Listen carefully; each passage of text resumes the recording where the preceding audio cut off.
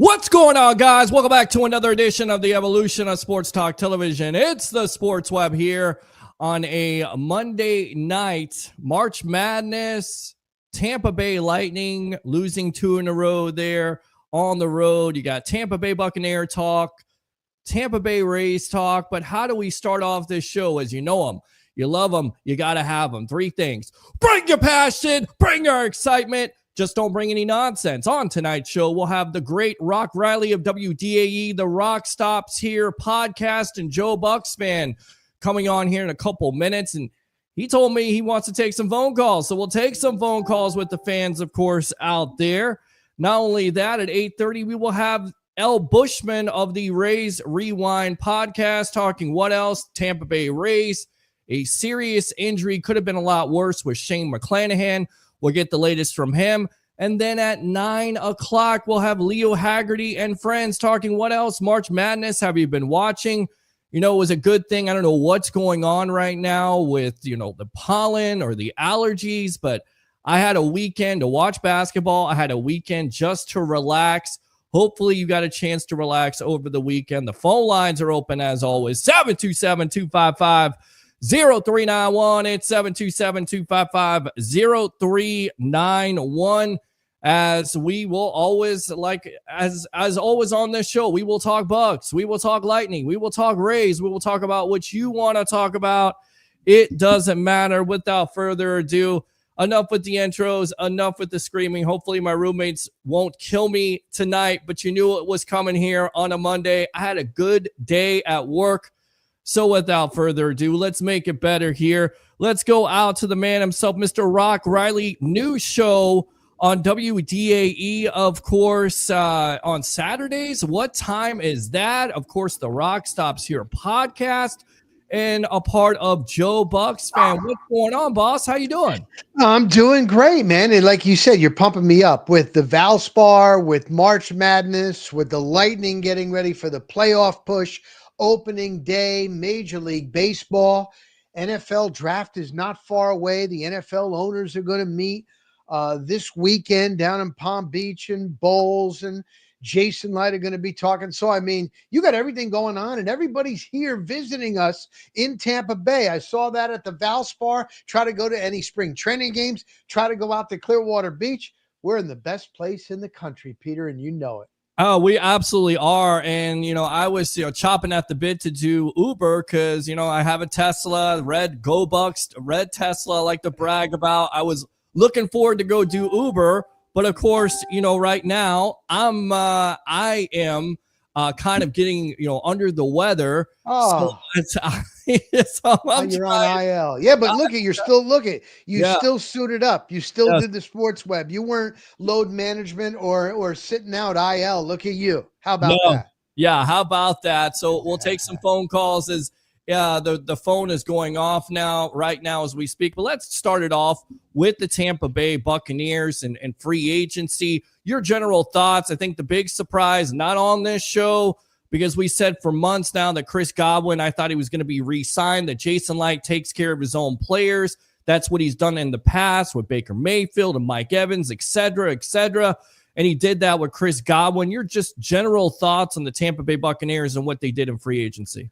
Yeah, you know what? It isn't like a lot of splash names, like the big name. A lot of fans were like, oh, man, F the picks. Let's go for Myles Garrett. Myles Garrett will put us over the edge. One guy ended up that Myles Garrett ends up going back and staying where he is. But I think they've had a really good offseason. They've addressed some things with what they've got. You try to re-sign. They've got good players. I swear, Peter, I think they re-signed more players than any team in the NFL that I can remember in recent history. That shows you that it's a good culture. They're close. We all know they need help on defensive end and edge rusher or outside linebacker, even inside linebacker, cornerback. I like the Hassan Reddick move because you look at the 50 sacks that he had in those couple of years, and then last year, disaster. He sat out with the Jets. He missed those games. That hurt him. That was a bad year. And so you know what? He is able to command a lot of money, and that's the kind of guy that you pounce on. He's got something to prove. And so I really like what he had to say. He is a veteran edge rusher. You need that. I think that's good. You mentioned Chris Godwin. Now, here's the thing, though. So far, you've been pretty lucky with guys coming back a little older, injuries. Levante David was these one year deals. When's Father Time going to hit? It's going to hit sooner or later, but it didn't hit last year. So that was good. Same thing. You can't expect everybody to rehab and be as good as they were at 29 years old, second major injury. But as Jason Light said on a podcast, he was on Joe Bucs Fan, he was on DAE, he was on another one just yesterday, and he's like, if I'm a betting man, I'm betting on Godwin to be able to rehab. And what he does for like the younger receivers like Jalen McMillan. Jalen McMillan was a late bloomer as a rookie. And then I remember talking to him in the locker room, and he's like, I watch Mike. I watch Chris. I see what they're doing. But then it wasn't translating into the games. He started getting more advice, watching Evans, watching Godwin, and trying to do in games what he did in practice, and it clicked. And when they got to the playoffs, Guess who was the first one that texted him with some info and some tips? Chris Godwin.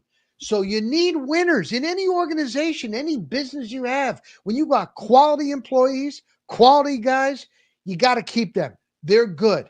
So I hope that he can, it's going to be, he's probably not going to be practicing mini camp, OTAs, get him slowly ready, even for the first couple of games. If he's only playing, maybe, 50% of the snaps, that's fine. I believe they can go on a playoff run and you want him then. But overall, and what they have and what they're going to do in the draft, I think it's been a pretty solid offseason. Yeah, I agree with you on that. And you go back to Chris Godwin. You've covered this team a long time. Of course, working for Bay News 9, I always say on this show, a lot of the things that we do on the sports web is from the Sports Connection. Every night from 11 o'clock, we try to incorporate some of those things that you had there. So have you ever seen two unselfish wide receivers like Mike Evans and Chris Godwin? Because I always talk about this and I always tell fans, and they go, you make a big deal about this. And I'm like, you need to make a big deal about this, because when you heard that Chris Godwin turned down something like $20 to $22 million with a team, the Patriots, supposedly, writing a blank check.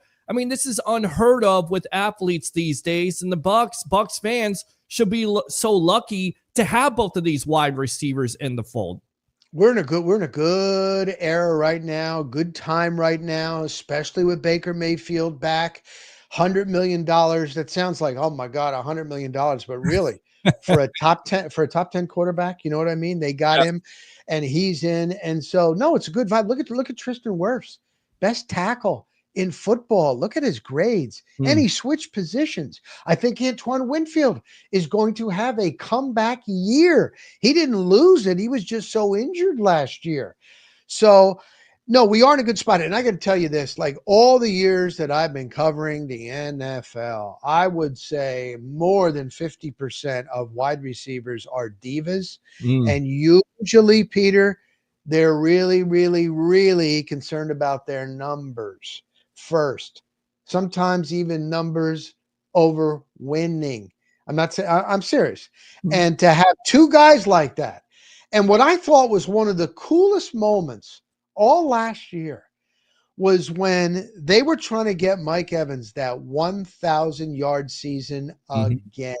Yes. And the play was called to get Mike Evans the ball, and Baker looked. He had to check it down. He gave it to Bucky Irving. He goes in, and everybody's like, oh, they get the ball back. To see the reaction of teammates when to see the reaction, the fans, it was a big win. It was a big win, but it was almost more about that Evans thing. And when he came in, you should have seen them in the hallway. Oh my God. And once we got in there, it was just so cool.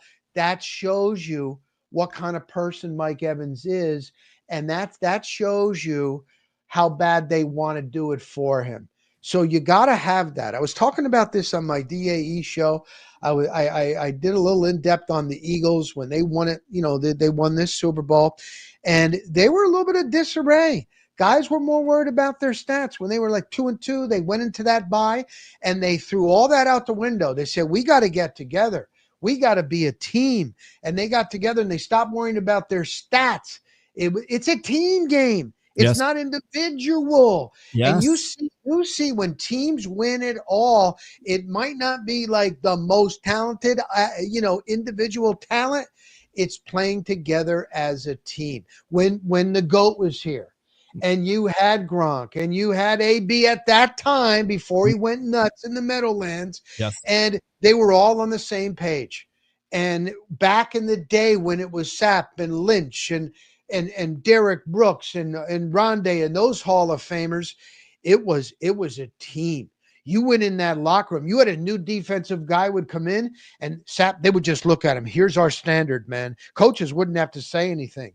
And they were all, the offense got better as they started going on in the playoffs with Brad Johnson, with Jared Vicious and those guys. So I think we're in a really, really good spot. I'm not trying to be a homer here.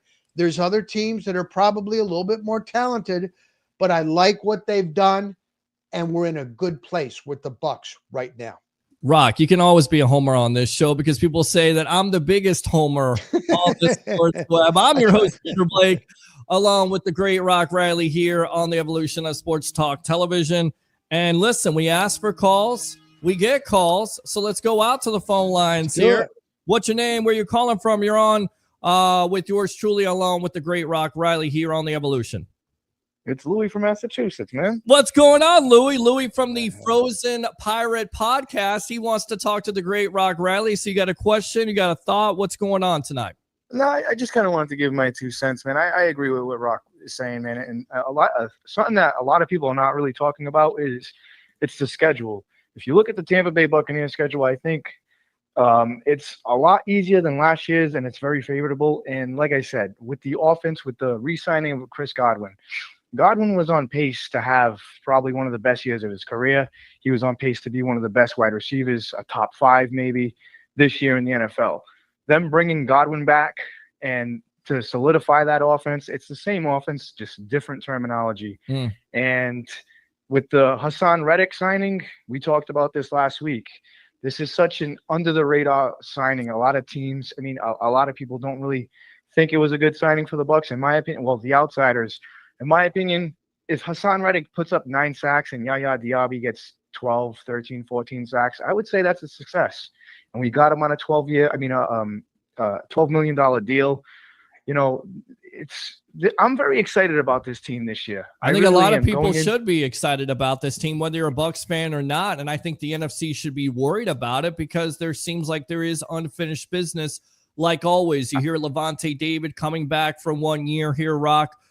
Great stuff there, Louis. Stand by here. I want Rock to comment on this, but you look at it, a lot of people concerned about Liam Cohen. Were you surprised about that situation? And do you think the offense actually will be better if, of course, Chris Godwin can stay healthy? Because you've got Evans, Godwin, and you've got an emerging Bucky Irving, and of course, Jalen McMillan.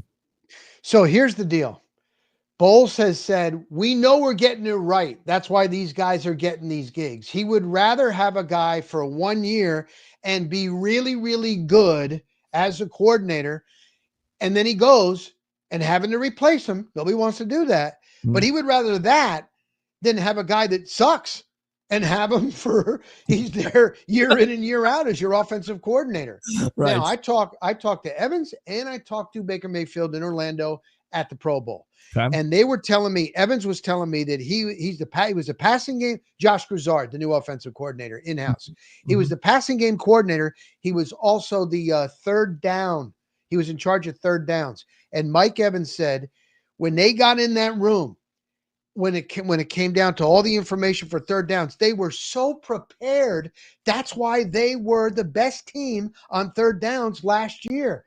Baker Mayfield said, loves Grizzard.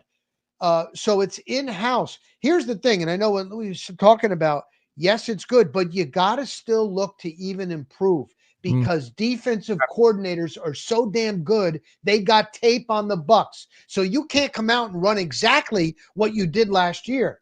The other thing, though, and again, I'm not Homer. I call it like it is. Sure. We don't know if Josh Grizzard is going to be good as a play caller. Now, when Canales got the gig, he had never called plays. He called plays back in JV high school. That was it. So when it was during training camp, normally the coordinator, he's got that little like clipboard. He puts it up high. Offense, they look at the play, and that's it. He had a walkie-talkie. This was at mini camp, and this was at training camp. He was practicing calling plays into Baker Mayfield's headset all preseason. So that way they weren't that far behind. So you just don't know.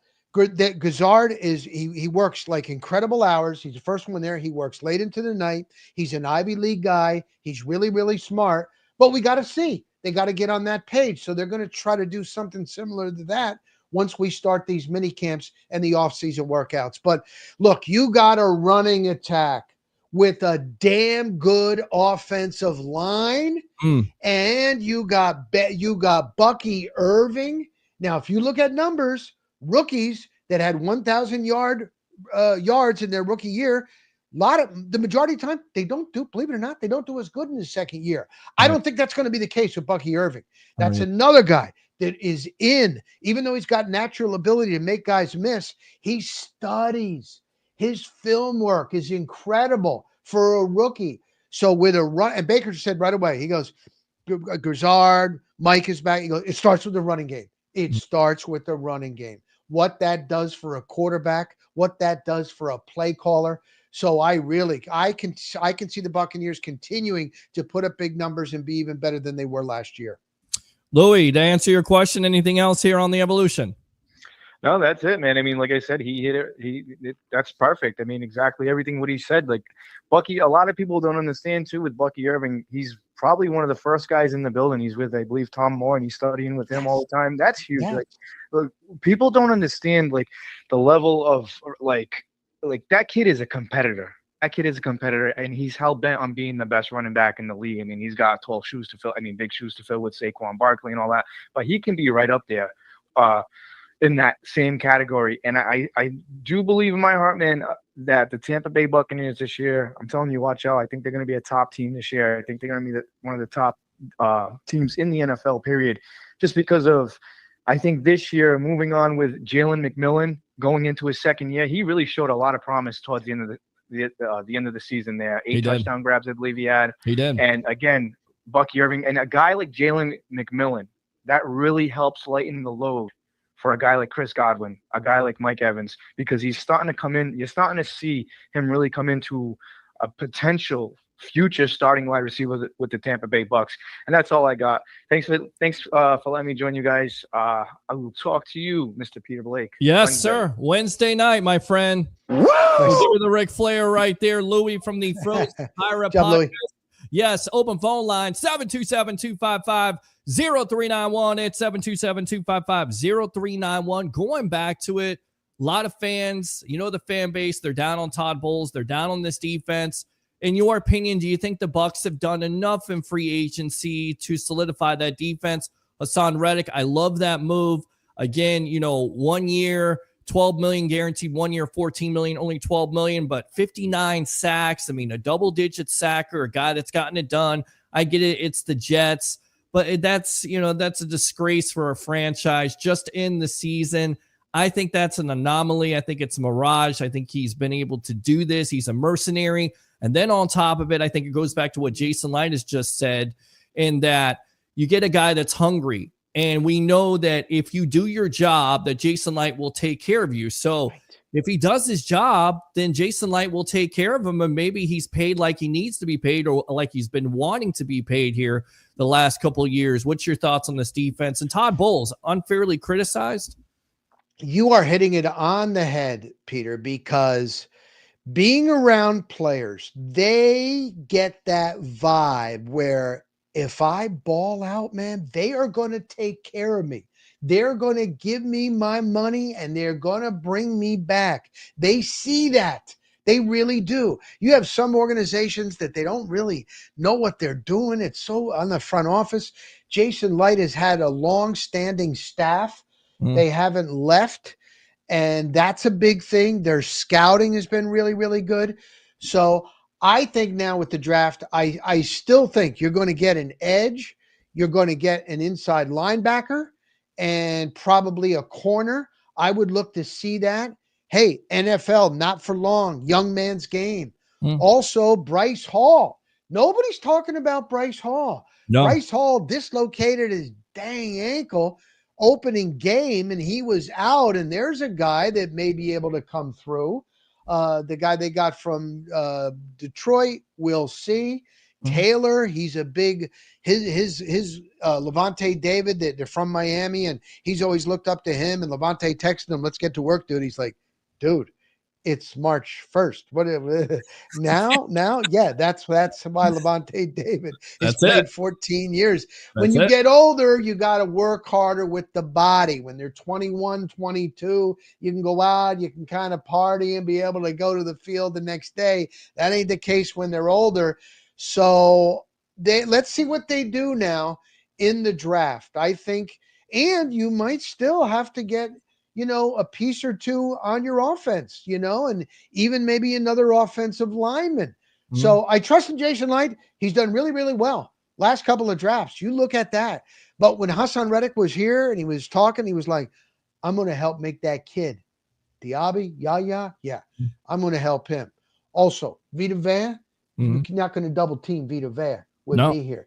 So I like what he had to say, and he's hungry. So that was a big one because there was Hendrickson, maybe, like I said, maybe a Myles Garrett and big names like that. But I like what they've done so far. I do too. I like what they've done so far too, Rock. Again, we're on with Rock Riley, WDAE new show there. Promote that. The Rock Stops Here podcast. Promote all this stuff here on Evolution, my friend. You got to promote this, and we'll talk about Lavonte David in just a moment, but promote yourself here on the Sports Web. Yeah, so back on WDAE, I was an original when it was the Sports Animal morning show, and now years later, back and honored to be there. They're the flamethrower, the big game in town, and so every Saturday, 8 to 9, usually replays on Sundays, may even expand. But every Saturday morning, usually Joe Bucs fan follows me. So follow me on my socials at Real, REAL, ROCK, at Real Rock Riley. That's X and Instagram and Facebook Rock Riley. And then I'll tell you, Rock Stops Here podcast, wherever you get your podcast, those that have made it to the top, maybe some are ascending, maybe some have already been there, maybe they're on the way down. And then, of course, I like to tell some stories. So just follow me there, and just like I'm trying to work as hard as you, Peter Blake. Well, listen, I'm trying to meet your standard on your podcast. You have all these guests all the time, all these great stories, wrestlers, entertainers, Super Bowl. You're all over the place. But let's talk about Lavonte David. 112 tackles away from matching Derek Brooks. Is that crazy in itself? I mean, just give me your initial thoughts of covering him. Where does he stand? Because we had your good friend Ira Kaufman. He said he's a Hall of Famer, maybe not necessarily a first ballot. Where do you lie on Lavonte David? And can you believe he's that close away from eclipsing possibly the best or the greatest linebacker? I don't think it's impossible. He is the greatest linebacker of all time for the Tampa Bay Buccaneers, Derek Brooks. Yeah, and when that question came up to Lavonte last week, he was like, I'm not even in the same category. I'm honored to be kind of named near him, but the standard is Derek Brooks, double nickel 55. And who would have thought that he and Sapp, two Hall of Famers, would come in the same class back in the day? But Lavonte David, 14 years, he really was kind of struggling with the decision after, not this past season, the season before. He really thought he was going to retire. I talked to some people in the building. Even I don't want to give away too many names, but they were like, you still got it. You still got it. And he thought about it, and okay, he came back. He had an incredible year. Now, it's kind of hard in pass coverage, these kids that 22 years old running 4.34s and, to keep up with them. But the knowledge that he has, when you get older, you use that. He's seen everything. He can anticipate. That's why Brady was able to play at 45 years old. Could not get away from people, didn't want to get hit, still had a good arm, but it's the knowledge. So I like it. And they're a little light at inside linebackers, so you had to kind of get him back. And I think he made his decision rather quickly. And another good move by both Lavonte and the Buccaneers. Jahad Campbell's been talked about, torn labrum. That has been reported. Maybe he drops at 19. If you're Jason Light, if you're the Tampa Bay Buccaneers, first, are you interested in Campbell? Watching the tape, watching him play, kind of reminds you have the same skill set as Devin White. You can rush him from the edge, but he's coming off a torn labrum. So do you go with Campbell if he drops there, or do you go with an edge rusher, or do you think that Jason Light once again may trade back, kind of upset some Bucs fans, getting somebody that they don't know? A couple years ago it was Kalijah Kancey. Who? Kalijah Kancey. And all of a sudden, Kalijah Kancey has exploded on the scene. So Campbell at 19 with the torn labrum, too risky because he may be ready by October. Do you do that at 19 because you have to have that need at linebacker? I looked into this for linebackers for the position that he plays. When those guys have shoulder injuries and serious shoulder surgeries, they're not quite the same player. Look, if he didn't have that, first of all, I don't think he'd be there at 19. But if he would be, slam dunk. But I'm of the mind, Peter, that the Buccaneers are close. They got another great shot at winning the NFC South. I Mm. know there's a proposal on the table at the NFL owners meetings. Starts on Sunday, not this a week from. No. It starts this Sunday because This opening Sunday. day is Friday. Yes. This Sunday, Monday, and it's to reseed. It's no. If you win your division, though, you still will get a number one seed, and I do like that. But I can understand with the Lions. Look what the Lions. Look what the Vikings. Look at what the Packers. Look at their records. So they were ticked off. They want to go by records. Right. I don't know if that passes or not. But my point is, I think the Buccaneers can do damage. I think that this is a year. So I hate to give up your 19 when the kid's not going to be able to play, Hmm. maybe like mid or later in the season. Now, I've had some people tell me, well, it's only a shoulder. He'll be in a harness. He can still run. He can still do drills and cones, and he's young and keep himself in shape. Yeah, but it's still not in there with an offense and Mayfield and Godwin and Bucky Irving and trying to defend that. You know what I mean? Yeah. So I'd rather go for one of the studs, either an edge, going that high in the first round, 19. I want somebody that can contribute this year, and I Thank you. mean all year. That's me. I agree with you on that, and that window could be closing, and I think it's open right now. It's wide open for the Tampa Bay Buccaneers. 50 years. Give me a memory. It can be a Super Bowl. It could be Super Bowl 37. It could be Super Bowl 55 for the Tampa Bay Buccaneers. But give me a memory in the 50 years in the years that you've covered this Tampa Bay Buccaneer team, because of course 50 years this team has existed. It's crazy. I feel like I've been a fan for over 50 years with some of the losing seasons, but give me some memories of the Tampa Bay Buccaneers, and then we'll get out to L. Bushman there of the Rays Rewind podcast. Stand by, L. Okay, I give you two. Okay. When Brady was here, going to practice, watching how he conducts himself. They'd go through their drills. He takes his snaps. Then you're going to have, it was Blaine Gabbert. Number 3 quarterback is Trask. Even when he finishes he's still working on stuff. Seeing the balls. No, I want you right here. Seeing that drill that Clyde Christensen would do, where they had somebody driving one of the carts and it had a big, look like inner tube. They had a laundry basket behind a screen. And then the third thing is they'd have to hit the crossbar. And it would be him and Blaine Gabbert and Trask, and they would compete. And if Brady missed that crossbar, he'd take off his helmet and go, damn, and swear. And it was like, I am watching like Tiger Woods. I am watching Michael Jordan live here. And it was surreal that he was here with the Bucs. And in the COVID year, in 1 year, you talk about new offense, new coordinator, COVID year, they couldn't together and they win the Super Bowl. And it's at Raymond James Stadium. So that to me is number one. The other one was being in San Diego all week back in the day when they beat the Oakland Raiders. There were so many Raiders. We were in San Diego. I was with Baines 9 all week. We had a live truck. I was in the Qualcomm Stadium, or what's it called? Jack Murphy but it was in there. And then we'd go down to the Gaslight District, and there were so many low riders, so many Raider fans. They were so confident. And then seeing what the defense did to Rich Gannon. And when Rich Gannon said he would get up to the line of scrimmage, John Lynch was calling out the play because they didn't change the verbiage from a year before when Gruden was the coach there. And to see them win that, and I was standing in the end zone live on Bay News 9. We go to commercial, and here comes Brad Johnson out of the locker room over to me and says, Rob, are you live? Are you on?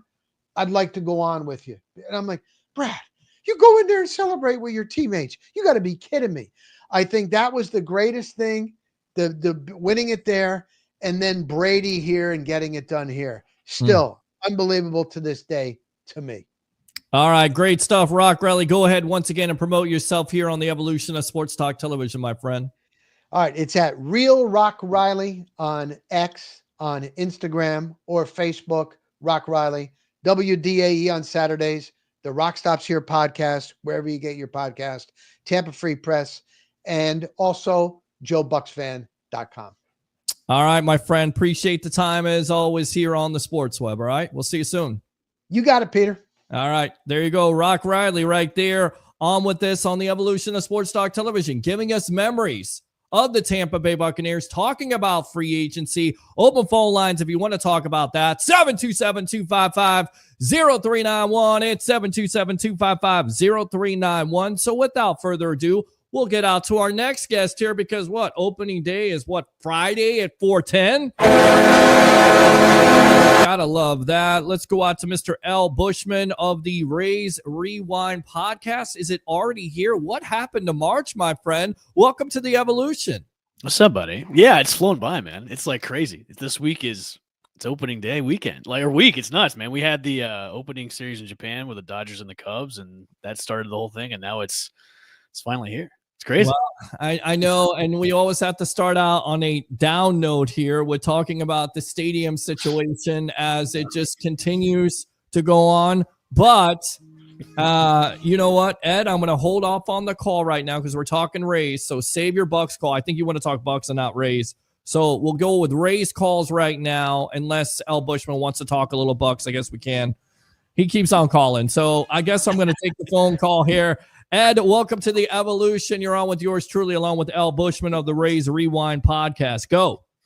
Hey, bro, what's going on with the Rays? I mean, are they going to stay in the Bay Area? Well, let's talk about that because they're not going to go through with the stadium deal, and of course, you were one of the guys that said until you have the shovels in the ground here, L. Bushman, you're not going to believe it. And then you have this proposal that comes out where the Rays will stay here for 10 years and everybody will give $200 million and they'll renovate the Trop. You've got to be freaking kidding me. What did you think of that? What do you think of this? It's the days of our lives. Sands to the hour. These are the days of our lives when it comes to the Tampa Bay Rays. Hold up, Ed. Go ahead. It's like as the stew turns every single week. It's a brand new thing that comes out.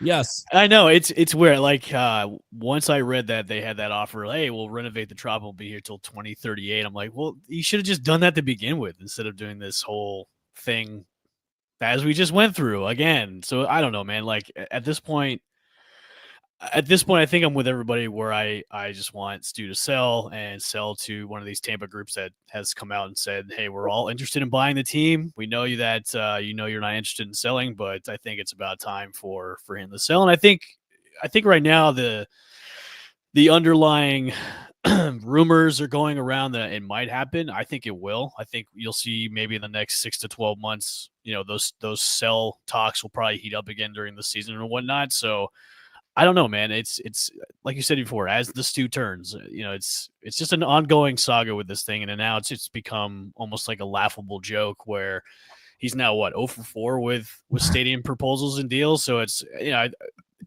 this point, like I don't care. Let's just get the season done or started and let's have some baseball. I'm tired of talking about the stadium drama once again. Every single year it's stadium drama, where the Rays going to be at. At this point, hey man, you should have done it to begin with about renovating the Trop instead of, saying you're going to pony up X amount of dollars to get the gas plant district, renovated and whatnot, which I know now there's been an offer to renovate that whole area from another group that doesn't want anything to do with the Trop, but they want to renovate the whole area. So it's like, what is, I don't know, man. It's let's talk baseball. Well, yeah. And they haven't even turned in the letter yet. Right. So we don't even know if this is official or not. I mean, it's it's completely crazy. So that's the latest there, Ed. There still is no stadium deal. The Rays are playing at Legendsville this year. I will say this. Will they stay in the Tampa Bay area? Yes, they will stay here. I mean, even Governor DeSantis came out and said, "Hey, baseball should be in the Tampa area, the Tampa region. It's a great market. It's been proven it's a great market with the TV shares and the radio shares, which I think we're in the top 15 for both. So, Yeah. Sorry, Orlando, it's probably not going to happen, even though that you want a team there. But I think whatever happens, baseball will stay here in the Tampa Bay area. And if a group that's Tampa based, well, if they buy the team, if Stu just says, "Hey, I'm going to sell. It's about time I need to," they're going to stay here. They're not going anywhere. Yeah, I agree with you, and I think Rob Manfred is tired of it. I think Mayor Yeah. Welch is tired of it. You could hear how frustrated he is. Everybody's like, well, let's get this deal done. None of these politicians want to work with him anymore. He burned Right. all those bridges in both counties at this point. And then on top of it, when you have the commissioner and you have all these leaks coming out, it's not just the commissioner, it's the other owners. They're tired of this nonsense. Well, it's also holding up to the expansion too, as well. They have 2 expansion areas that they want to go into, and one of the things that they wanted to take care of was having the A's in a new location, which is going to be Las Vegas, and then the Rays having a new stadium. So Stu is holding up this whole expansion to 2 more teams, which could be one in Nashville and one could be in Charlotte. So the owners are pissed, and they're like, "Dude, you got to do something." And he's not doing anything right now, but just kind of messing around. As Stu does, he's just messing around. Just messing around. Do you feel like he wants a piece of that money also, that expansion money? Because, Tampa Bay Ray Kennedy, our buddy there, mentions it. It's a good point, and I think some of the owners don't want him to have it because he doesn't deserve it, because he has been treating the Rays as if they're his welfare case with the revenue sharing, taking from the Yankees and the Red Sox and the big market teams, and you hear putting money aside and the payroll. We've talked about it over and over again. I think there's some owners that say, no, you can't have this. You've got the TV money. You've got all this. Go away. Yep. Go like the Mets. Go root for the Mets. Go invest in the Mets and their Ponzi scheme, whatever the hell you want to invest in at this point, because it's a joke. Do you think that's the reason why he has? I think with the whole money involved with everything, especially with the revenue share, he wants his piece of the pie. And even with the deal that was supposed to be for the gas plant district, I mean, we had the real estate deal that was going to be involved with that too. He was going to have a large stake in that. So he definitely wants his piece of the revenue. And I know the other owners are like, no, it's almost like, what have you done for me lately? And Stu hasn't done anything lately, except for just kind of parade the Rays around like, hey, we're going to do this, this, and that. And, he hasn't done anything. And it's just been another dog and pony show after another dog and pony show. And I said this on my show a couple of weeks ago. It's like, look, to the fans out there, and to the media too, like, look, support the team. Support the coaches, support everything involved. That's the product on the field. Don't support the owner, because the owner is the one just kind of messing things up and giving the Rays really a bad name. It's not the player's fault. It's not the coach's fault. So I think also too, I know the opening day game isn't sold out yet. I think it's going to be sold out. I hope it does. But if it doesn't, it's going to kind of give a bad, kind of like a black eye to the Rays, saying, hey, they can't even sell out an 11,000 seat stadium for opening day, and that's going to be hopefully not things to come if they can't get it done. And look, if you're boycotting this because of Stu Sternberg, that's not the right way to go. I think you should support the team and go on Friday and support the team and sell out that Steinbrenner. I don't even know what we should even call it Steinbrenner Field anymore, because it's now the Rays Stadium now. So I don't know. Should we call it Steinbrenner Field? Legends Field. I thought that's what it was called. Legends Field now. I mean, it's Rays. It's Rays. Yankees or something? I mean, the Yankees played there. We'll call it Little Trop. Well, there you go. Little Trop. The Little Trop there. Little Trop. So what else is on your mind there, Ed? So at this point, I'd like to see Major League Baseball do something. Tell this guy he's got to either get something done or get lost. I mean, this is ridiculous. I mean, he's literally been holding this team hostage. Unfortunately, Major League Baseball really can't do anything until Stu really messes up, as in he gets a felony, or he does some no stuff that can make a case for the owners to say, okay, you're done with the Rays and done with baseball. He really he really can't do anything. I mean, they can't really the Major League Baseball and the other owners can't really do anything except for just wait for him to maybe mess up, and he hasn't really done that yet. So unless he gets a felony in the next couple of weeks or the months or whatever, it's pretty much at a logjam. So I mean, they can keep pushing him to sell, but it's up to him to say, okay, I'm about to sell the team. They really can't do anything. They can't vote him out. They can't do anything. Ed, utility. appreciate I the mean, this was the same thing that we had with Hugh Culverhouse. well. You know, with the Buccaneers. You know, we got a crap owner. At least what Didn't you wanna knew spend with any money. Culverhouse that the Bucs were going to lose. The damnedest thing is that even with you not spending money, this Rays team is able to find a way with the talent and the scouts and everything else, being able to put together winning seasons and win divisions and go to World Series championships. And Rays fans are always going to look back and say, what could have been if you had an owner who went all in like the Glazers, if you had an owner that went all in like Jeff Fennick of the Tampa Bay Lightning. Ed, appreciate the call, man. Use that second one if you want to. Open phone lines if you want to talk about the Tampa Bay Rays. 727-255-0391. It's 727-255-0391. I will definitely read the comments. I'm not neglecting you guys. We've had just calls and this and that and the other thing. But the other big story was Shane McClanahan getting hurt. Sigh across Tampa Bay. Just you feel bad for this young man. It could have been worse. It's a triceps injury. I mean, what do you make of this? And Pepio is now your opening day starter. So do you feel more confident, or now are you like, okay, here we go again with the Rays injuries and their pitching staff? No, not at all. I mean, I think going into the season, we've got, pretty much a full healthy rotation. I mean, this isn't like the year before last where Jeffrey Springs went down and Drew Rasmussen went down. It's not like that where guys kept going down for the count. Am I a little sad for Shane McClanahan? Yeah. I mean, he's been working hard as he can to get back in the rotation. Everything looked good up until this past weekend. And, thank God it was just a pinched nerve in the tricep. Thank God it wasn't an elbow thing. I think he was quoted out saying, Ryan Bass said today that when he was walking out the field, he said it's not the elbow. It's not the elbow. So that's encouraging right there. Obviously, we don't know how long he's going to be on the IL. I think right now they have him on the 10-day, but for Rays fans alone, and for hopefully for the staff, they don't rush him back, because look, you want him there for the long haul. You don't want him just to rush him back just because it's a pinched nerve, because you can aggravate that pinched nerve too as well.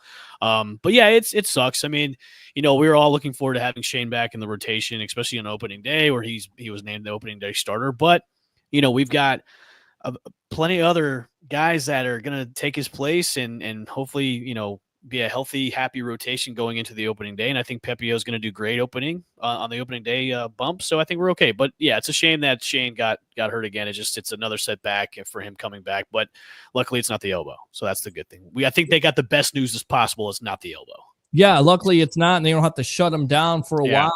And I think a lot of Rays fans saying, well, they're going to have to move on from this guy. Wait a minute. No, not at all. When he's healthy here, Bush, we know how good he can be, and I think the Rays anticipate him being good and hopefully coming back to 100%. Who knows if he's going to be 100%? But when he is, he's one of the most dominant young left-hander pitchers, and you don't find those growing on trees. So that's why you're not giving up on him. So talk about Pepio being the starter. Were you surprised by that? Do you think they could have named somebody else, or is Pepio the right guy? No, I think Pepio's the right guy. He was coming into the season as the number 2 guy, so him coming in and being named a starter was the right move, the correct move. So yeah, no, I think this was a great call. Pepio has always been to me kind of like the Tyler Glasnow 2.0 of this team.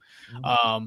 But I think we may have talked about this before in the show, where a lot of these guys that showed a lot of great stuff last year, but kind of had an up and down season, especially like the Taj Bradleys of the world, and especially Ryan Pepio. Ryan Pepio was kind of another one of those pitchers that was kind of up and down all season long. This is the year where they need to turn the page and be those guys that we all thought that they could be, especially Ryan Pepio. He's coming in from that Glasnow trade as the guy that the Rays wanted to get in that trade. So hopefully, they're turning the page coming into this season, and this is going to be the rotation that on paper is one of the best, even though MLB.com ranked them as not even in the top 10 as one of the best pitching rotations. So on paper, they're still one of the best rotations in the league right now, especially in the AL East. I mean, look, if the Yanks had to lose Garrett Cole, I'm glad it's for the whole year. He may not even come back for 2026, so I guess the Rays have to lose one of their guys for maybe a couple weeks, maybe a month or so for Shane McClanahan. But no, I think we're going to be all right. I still have a lot of confidence in this team, and I think I told my co-host Drew as the weeks have gotten closer and closer to opening day, I've gotten more confidence in this team than I did, maybe a month or two ago. So it's going to be fun. Stand by with that. We got L. Bushman of the Rays Rewind podcast. Go ahead and promote yourself here because we were promoting Rock Rally. We got to promote you. We're going to have you on throughout the season because people are like, all you do is talk about the Tampa Bay Buccaneers like a little bunch of babies. And yes, we do predominantly do that.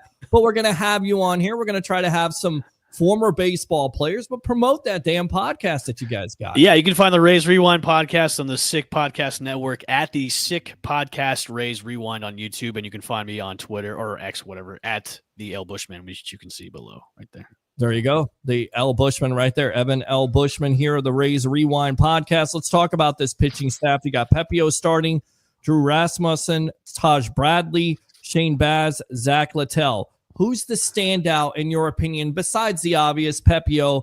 For me, it's Bradley. Can Bradley get through the 4 or 5 innings? Because we saw that last year. We saw a little bit of an evolution, if you will. We saw a little bit of a progression because here's a kid who has all the potential in the world, 94, 95, but doesn't have that out pitch. He discovered that out pitch. We saw some wins, and then it kind of went back to reality. Is that the guy, in your opinion, that steps out of this pitching staff, or who is it for you? Is it Bass? I think it's Rasmussen, man. I mean, he's got a lot of electric stuff, and to me, he's kind of like the elder statesman of the rotation now too. So, Bradley, I really hope Bradley has the stamina for the 162 game stretch, because I think down the second half of the season we saw him tire out a lot. Yeah. And I agree with you. Yeah, he's got to get past the 4 or 5 innings just to be that dominant guy that we thought he was going to be, and he's shown it. I mean, he's shown that the first half of the season. Peter, I know you can agree with it. We were all kind of like, "Whoa, where did this come from?"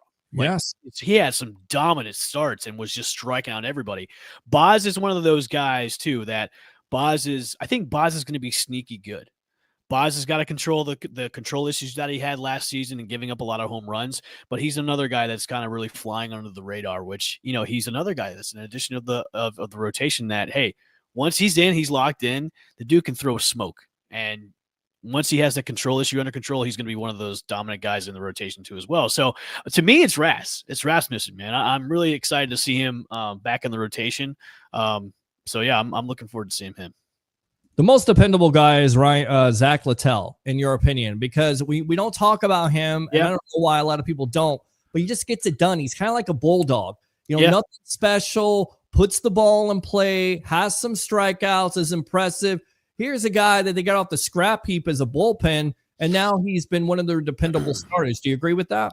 Yeah, I can agree with that. I mean, he kind of reminds me of a Ryan Yarbrough a little. Before the Rays just said, you know what, we don't need Yarbrough anymore. And now he's on the Yankees, which is kind of funny. But yeah, I like Littell too. I mean, he's one of those guys that, coming into the season, you could say, hey, you could put him in the bullpen, or he could have been a trade bait. A lot of people were saying, hey, we could trade Littell for another pop of bat in the lineup. But yeah, again, these are all guys that are going to turn the page this season. Hopefully so. I mean, look, the first month or so of this season, the Rays have had a pretty cupcake schedule coming out. Mm-hmm. So if they come out strong and show show everybody they can do, I think we're going to be defined. The biggest question mark to me is definitely the lineup. I mean, pitching, we can talk pitching all day, but I think the biggest question mark coming into the season is, how is the offense going to be? Is it going to be better than last year, or are we going to just see the same lethargic, not putting up enough runs lineup that the Rays had in the past?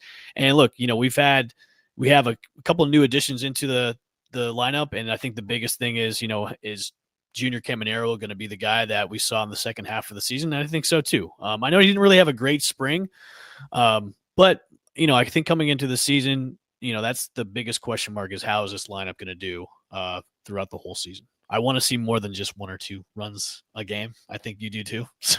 Well, yeah, I definitely want to see that, and I get it. You have the pitching staff, but it would be nice to see some excitement. Was that the big story for you? We heard about Eloy Jimenez possibly making this team as a DH. Now he's in AAA. Kurzme said nope. Nope. You put on the weight, you put on the muscle. He's doing it in spring training. Now, can it transition, in your opinion, over to the regular season? You hope it does, because we've seen this before. I don't know about Rays players, so I actually do know about Ray. Who's the guy who put on muscle And then what was it? Was it Jose Siri who put on muscle, and then all of a sudden he was striking out? Do you think Yeah, it was Siri. Yeah. So Curtis Mead, can he make that transition over? Can he carry that over, in your opinion? Can he be the guy, or do we see Jimenez eventually in this lineup, in your opinion? You know, that's a great question. And the spring he had, I almost thought it was unbelievable. Like, is this real? Is this real? Yeah. So whatever Meade did in the offseason to correct what he was not doing last year, hey, man, I'm all for it. If he can translate what he did in the spring into the regular season, I mean, he could be just a 30 home run guy, maybe 40 home run guy. I mean, he definitely surprised a lot of people this spring with the on base percentage, and I think he went 15 for 19 or something like that at the end of spring. Yeah. So, look, I know Eloy kind of turned it on the last couple of weeks of the spring, but look, when Meade was doing what he was doing, look, he was making a case. Look, I want to be on this team. I want to contribute, and he won that spot. And I think Eloy even said in the interviews, like, I love being here. I love being down here. He was gracious about it. Well, I think we'll eventually see Eloy Jimenez come up, especially if he does well, down in Durham. So I wouldn't count him out just yet. But look, it's Curtis Mead's time to shine. And if whatever he did in the spring is going to translate into the regular season, I'm all for it, man. All right, let's look at the rest of the lineup here. You got Danny Jansen, of course, catcher, could be dealing with an injury. We'll see how that plays out. Yandy Diaz signed an extension, so maybe that's extra motivation for him. Very consistent hitter. Brandon Lau, Junior Caminero, Taylor Walls, Christopher Morel, Johnny DeLuca, who's done absolutely nothing, and he was injured. Means he's due. That's what it means. Yeah. Josh Lowe, and then Jonathan Aranda. Out of that bunch there, I know it's a lot, but who do you think stands out besides the obvious Junior Caminero? Is it Brandon Lau because of the short dimensions there at Legends Field? And then on top of it, you don't have to play on that field every day with Tropicana. So possibility, knock on wood, he can stay healthy for the majority of the year, which he hasn't been able to do in the last couple of years. Yeah, I think Lau is one of those guys that, we want him to be back to that 30 home run season a few years ago before the slumps and being injured the past couple of seasons. Josh Lowe is another one of those guys that we want to see come back to form too. So other than the normal guys like the Yandy Diaz and the Camineros of the world, a lot of the people that we see in this lineup, the Jonathan Arandas of the world too. Lau needs to be the Lau that we saw hit her 30 home runs a few years ago. That's the guy that, me personally, I was done with him. I was ready for him to be traded and not get an extension. So, Yandy Diaz is another one of those guys too. Can put the ball in play, has the pop, but like last year, another one of those guys that didn't really do well. So, these are the leaders of the team. Yandy's the leader of the team. Brandon Lau's the leader of the team. These are the guys that need to step up. They are the elder statesmen of this lineup, so they need to step up and be those leaders for this team too as well. And I know Junior Caminero has really stepped up as being a leader of the clubhouse too, and he's made the team fun again. And made it exciting to watch too. But the guys that really need to step are the veterans that we have had in this lineup for the past couple of years. Agree, and I still have questions about Johnny DeLuca. I want to think. Look, it'll be a matter of time till Chandler Simpson comes up and takes his job. So why not go with him in the first place? That's what I said too. But apparently he's not ready yet. Apparently, the race. Come on, what is he not ready with? I've seen enough to DeLuca. You saw him last year. Defensively, he's okay with the bat. He's not very good. You've got a young kid here who can get on base, who could take advantage of, his speed, stealing bases. Why did the Rays do this? And this is what, and I get it. Everybody's like, well, they know what they're doing. Okay, but just go with it. Take a chance here. This kid is exciting. He may produce more runs. You may score more runs than you scored last year, which is 2. Maybe get that extra run, that extra 3 or 4 runs. What do we know about the Rays? When you score 4 or 5 runs, guess what? You can win with the pitching staff. Not Simpson in the first place, Al. Yeah, I was one of those guys where it's like, look, take a chance, man. I know, like he's technically not ready, but why? I mean, why not put him in the 9th hole? And then it'd almost be like he's like a faster Kevin Kiermaier. You put him in the 9th slot, and then Yandy can get him in. But I know that his defense has been kind of a question mark as well, and that's why they're not really ready for him to come up yet. And of course, they've put a lot of stock into Johnny DeLuca, so they want to see how he's going to be doing this season as well. But look, Pete, I was with you. I'm with you. I'd say why not? He's basically the fastest guy in the league, and why not have him on base where you can knock him in? He can steal a couple of bases too. So I was kind of one of those guys. Yeah, he's not ready, but come on, why not? Why not? Throw it out there. What's the harm? Yeah. Strike out a lot. Well, you got Taylor Walls on this team who struck out more than anybody in this lineup the last 2 years here. Remember, Taylor Walls is just there to keep shortstop warm for Ha-Sung Kim. So Ha-Sung Kim would be up there in May. So Taylor Walls is just kind of keeping it warm and shortstop warm. All right, let's talk about the bullpen and we'll wrap it up. We'll get you out of here. We appreciate the time. Pete Fairbanks, Edwin Uceda, Garrett Clevenger, Manny Rodriguez. What do you think about this bullpen? Is there a possibility of bringing up a Hunter Biggie, possibly a Mason Montgomery? You heard about him. He's touching 100 at this point. He's found something. The Rays have found something with him. Is there a possibility of bringing one of these arms up? Do you like where the bullpen is at right now? So Big B did get called up. He got the slot that McClanahan. So he took McClanahan's spot. So they called up him to be in the bullpen as well. Okay. Yeah, I think stacking up, they've got so many good arms in that relief pitching lineup. It's really good, really special too as well. Plus, we've got guys that are waiting in the wings in the minors. I mean, look at Joe Boyle, man. Like that dude, get his control top notch, and he's a guy that's going to be scary in that bullpen as well. And I like Mason Montgomery, who was just that pitch. They showed a clip of him pitching against the Yankees the other day, and it sounded like a gunshot go off when he was hitting 100 on the gun. Man, it was insane. So I like our bullpen. I think it's going to be our strong suit this year as well as our pitching rotation. But I'm not wary about them. I'm not concerned, even though I think ESPN said the Rays didn't do much in relief pitching. I'm not worried about that. The only thing I'm worried about is our batting lineup. Our relief pitching is going to be great. All right. Plus, you got Crazy Eyes Pete Fairbanks as your closer too. So. I love that. Crazy Eye Pete Fairbanks. Stay healthy, please. Be as crazy eyed as you want to. All right. Moment of truth. How many wins? We talked about it earlier, a couple weeks ago, excuse me. It seemed like a couple months ago because it's gone so fast. But yeah, it's been a little bit. I said 92, 93 wins. Where do you stand, El Bushman, on this Tampa Bay Rays team in 2025? So barring injuries, of course, and everybody contributes, everybody steps it up. I did the over on Hard Rock Bet, so I bet the over, and I think the over under was like 81.5, so I did the over on that. I'm saying 94. Okay. 94. Right. 94 wins. I like that, El Bushman. I like 94. It a lot. Yeah, and I would take that bet right now. I take that bet. Go bet some money. Yeah. Some shekels. I definitely think they'll have over 81.5 wins for the season. El Bushman, go ahead and promote yourself once again here on The Evolution. Yeah, once again, go to the Sick Podcast, Rays Rewind on YouTube, hit the subscribe and notification bell, and follow me on X at the El Bushman. All right, good stuff. There you go, right there, El Bushman. Appreciate the time here on the Sports Web. All right, boss? Yeah, man. Crazy the fact that the NFL draft is next month, too. That's crazy, man. I know. We'll have you back for it. If you want to talk NFL draft, you know us. We talk NFL draft on this show. We don't just talk Buccaneers. We talk NFL draft, too. Catch me at Ferg's on Friday for opening day. I'll be there. So Ferg's on Friday for Mr. El Bushman. I'd like to be there, but unfortunately, unless I get sent home, which bosses are probably watching, for that, I won't be there. But maybe I'll probably run into Ray. Yeah, so I think buy him a shot if I run into him. Buy him one shot. Don't buy him any more than that. All right, man. Have a good one. All right, man. Good stuff there, El Bushman. Good stuff. All right, we're getting ready to get Leo on here with his friends to talk college basketball, March Madness. Have you watched any of that?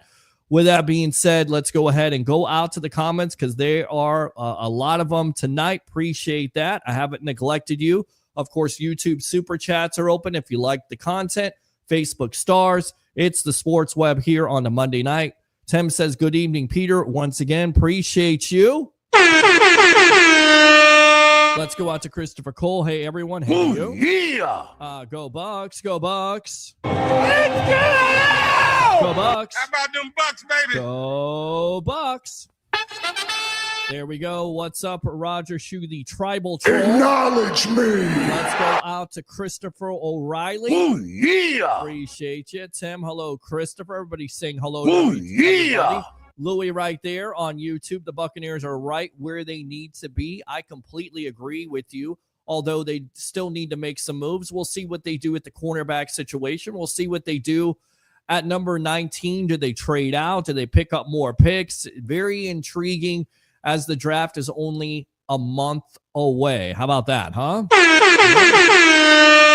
guys ready for some NFL draft? We'll see where we're going to be. We'll see if we're out. If not, then we may be here. We may be somewhere else. We don't know yet.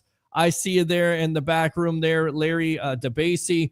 We'll get you on once Mr. Leo Haggerty comes on. Let's go out to Trevor all the way from North Carolina. Trevor, welcome to the Evolution, my friend.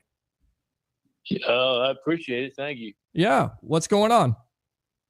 Not much. I'm up later than I ever used. The next day I work, I'm usually in bed by this time. Is this who is this? Is this Trevor? This is John Lentz. John Lentz from Hickory, North Carolina. Oh, John, man, appreciate it. We have another guy that calls from North Carolina. It's crazy. We got two people now that call from North Carolina. So welcome to the Sports Web. What's on your mind tonight? I don't know. Leo told me call this number, and I was supposed to be on a talk. Oh, radio show well, tonight. yes, we have to get you on video. Did he send you the video link? And whatever he sent me, I can't get on. Oh, It's you can't get something on. about cookies and all that stuff. Hell, I don't know. Yeah, I just accept those cookies. Do me a favor, accept those cookies.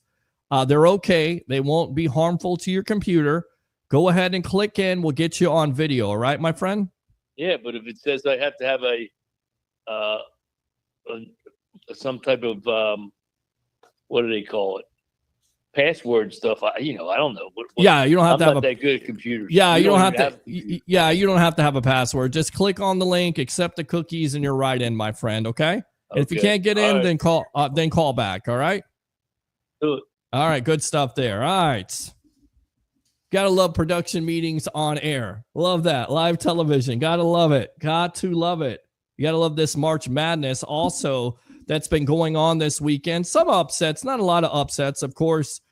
I'd be remiss not to say congratulations to the Florida Gators making it to the Sweet 16. By the way, I told you that I had them in my final two, right? My final four and the final two. I definitely think that is going to happen. We'll take one more call here, and then we'll get out to the guys here. Mr. Leo Haggerty, the legend. Let's go out to the tribal troll. Acknowledge me. We That's acknowledge right. you, my Acknowledge friend. me. What's going on, boss?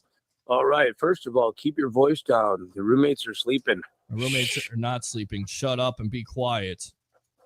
Been a great show so far, man. I'm Thank looking you. forward to the rest. I appreciate it, man. Anything else?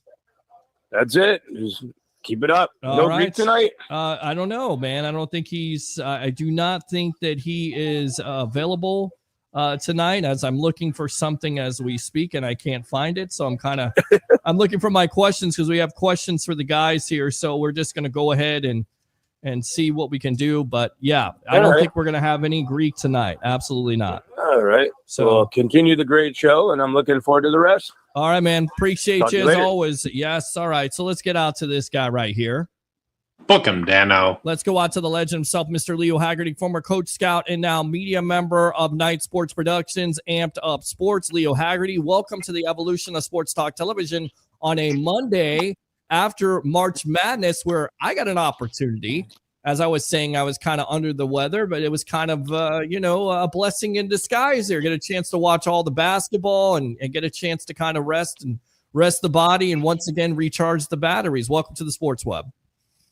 Peter, the best part of March Madness was that picture I sent you. Was that phenomenal or what? Yes, absolutely, my friend. Absolutely. And Tracy Wolfson is her and Susie Kober are right up there as nice people. Yes.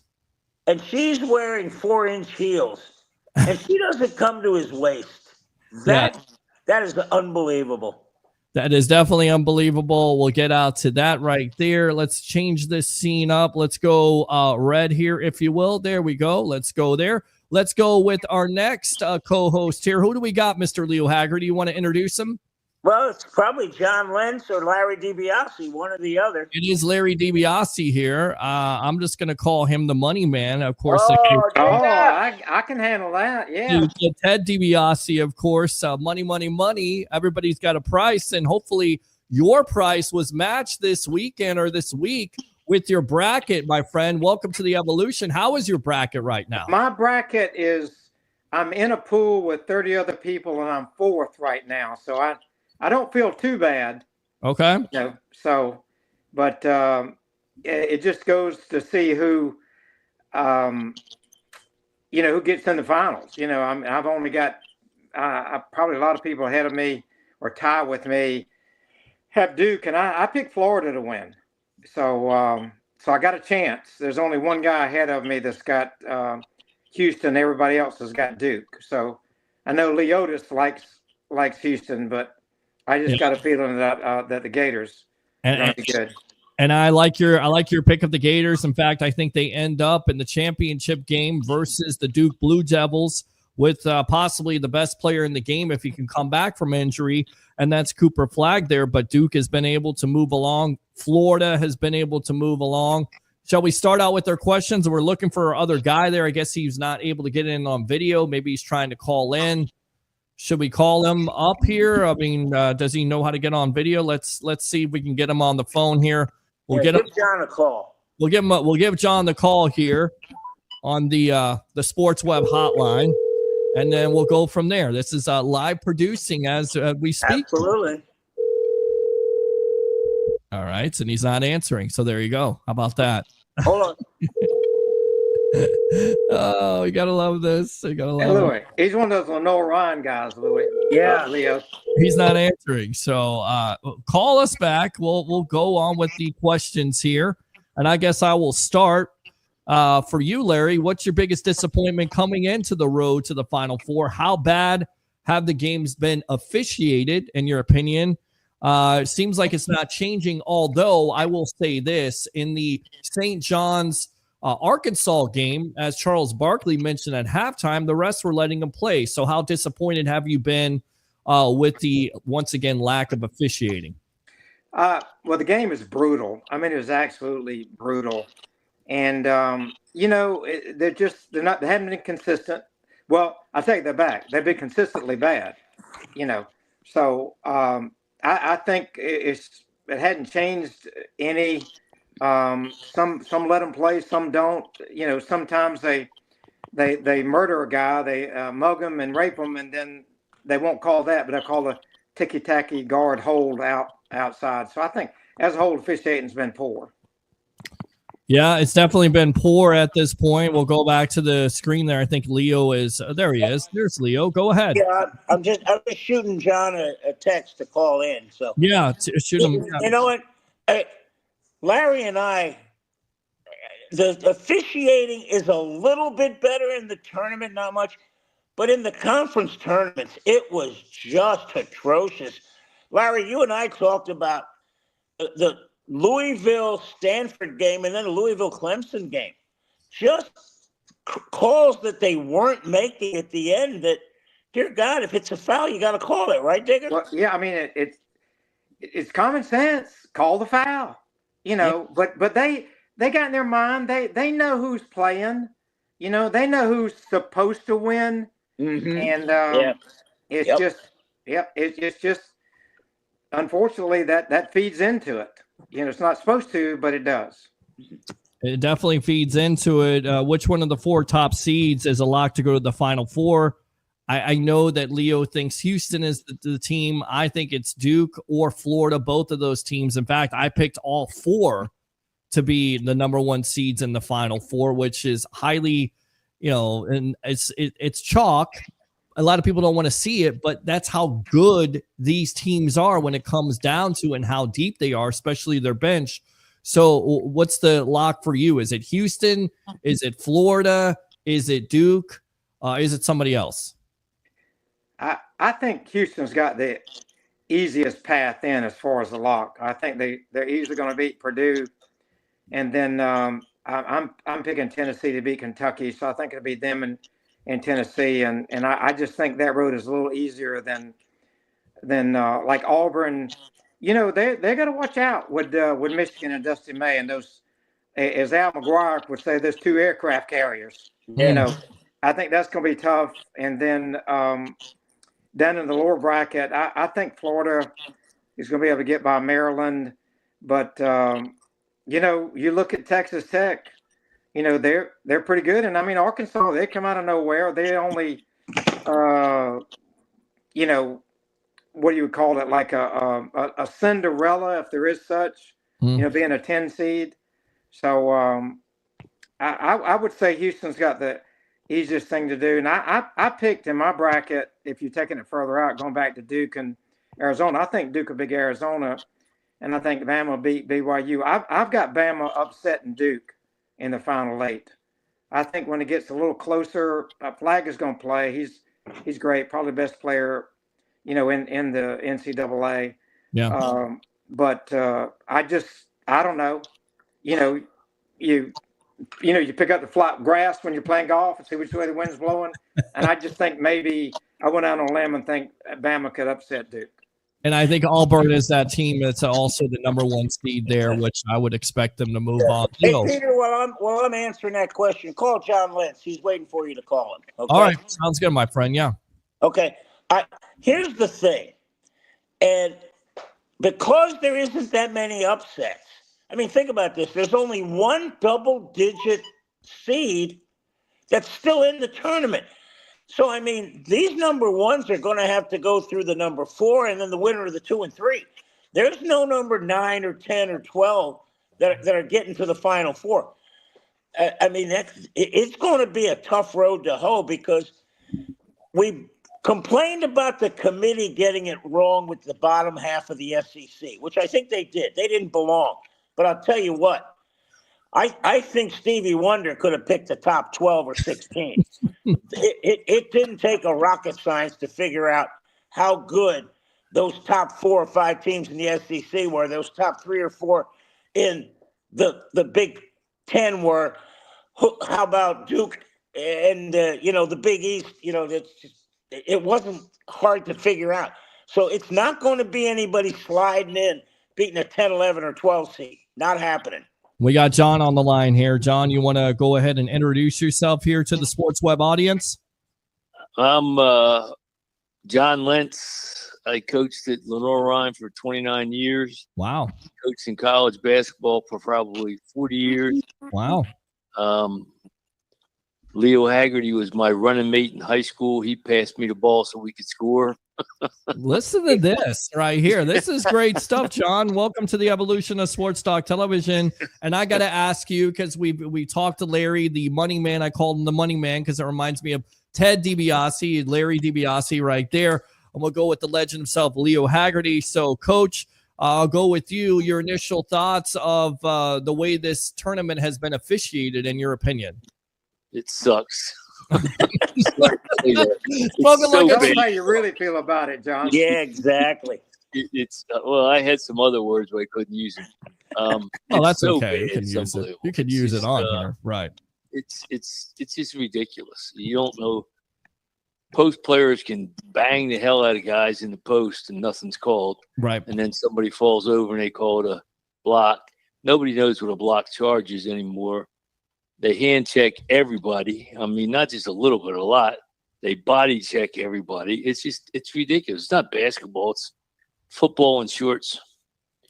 Or I guess maybe rugby in shorts, you know? Yeah, rugby shorts or whatever it's called in the NBA. Shoot a 3 and fall down like you got shot by somebody, aka LeBron, one of the biggest floppers besides Karl Malone. But that's neither here nor there. I feel like that style in college basketball is taken on itself, right? It goes from the NBA, it goes from college. It's all about the 3. You really don't have that defensive presence, right, guys? I mean, is it kind of the same game at this point? Well, I think college basketball is in a bad state right now because they want to be like the NBA. Right. I wish they go back to a 45-second clock where people could run an offense and do whatever they do. If you're a lesser team, you can at least wear down the clock a little bit. And you got bad players because the clock's at 30 seconds, taking bad shots because they have to hurry up through their offense. Right. So, I mean, if you had all good players, that'd be a different story. But there's not a lot of really good players around. Yeah, well, it's hardly any more of an offense, John, like you and I and Leo are used to. I mean, it's a high ball screen, pick and roll, kick out to a shooter, or down screen, kick out to a shooter. I mean, you look at Hurley. He ran an offense. Oh yeah. Yeah. You know what, guys? I'm going to throw this out, and Larry, you may not even remember this, but I remember. I think we were playing Limestone, and they had this really good shooter. And Larry comes in and goes, "You know what we're going to do? We're going to play a triangle and 2, but we're not going to put the man on him. We're going to see if he can shoot an unmolested jumper." The kid couldn't throw it in the ocean because there was nobody there. Larry, you remember that? Oh, yeah. Yeah. And they had a good team, and that kid was pretty good. Oh, yeah, he was real good, and then we went man to man. All of a sudden, he started to really light up and everything. And they said, Larry goes, "We need to go back to the zone." I said, "You goddamn right we do." I wish you'd have done that on me when I was playing. I would have liked it. Yeah, I know you would have. Yeah, you know what, guys? I gotta tell this story. Tell it. We're playing Bishop Eustace up there now. Bishop Eustace had the Melchione brothers, and we're playing them at our place. It's a tie game with like 10 seconds to go. Well, it was like a minute to go, and Eustace is holding for the last shot. The funny thing was our clock was broke. So the football coach, Dick Luttrell, is down there counting down this, 1 minute, 50 seconds.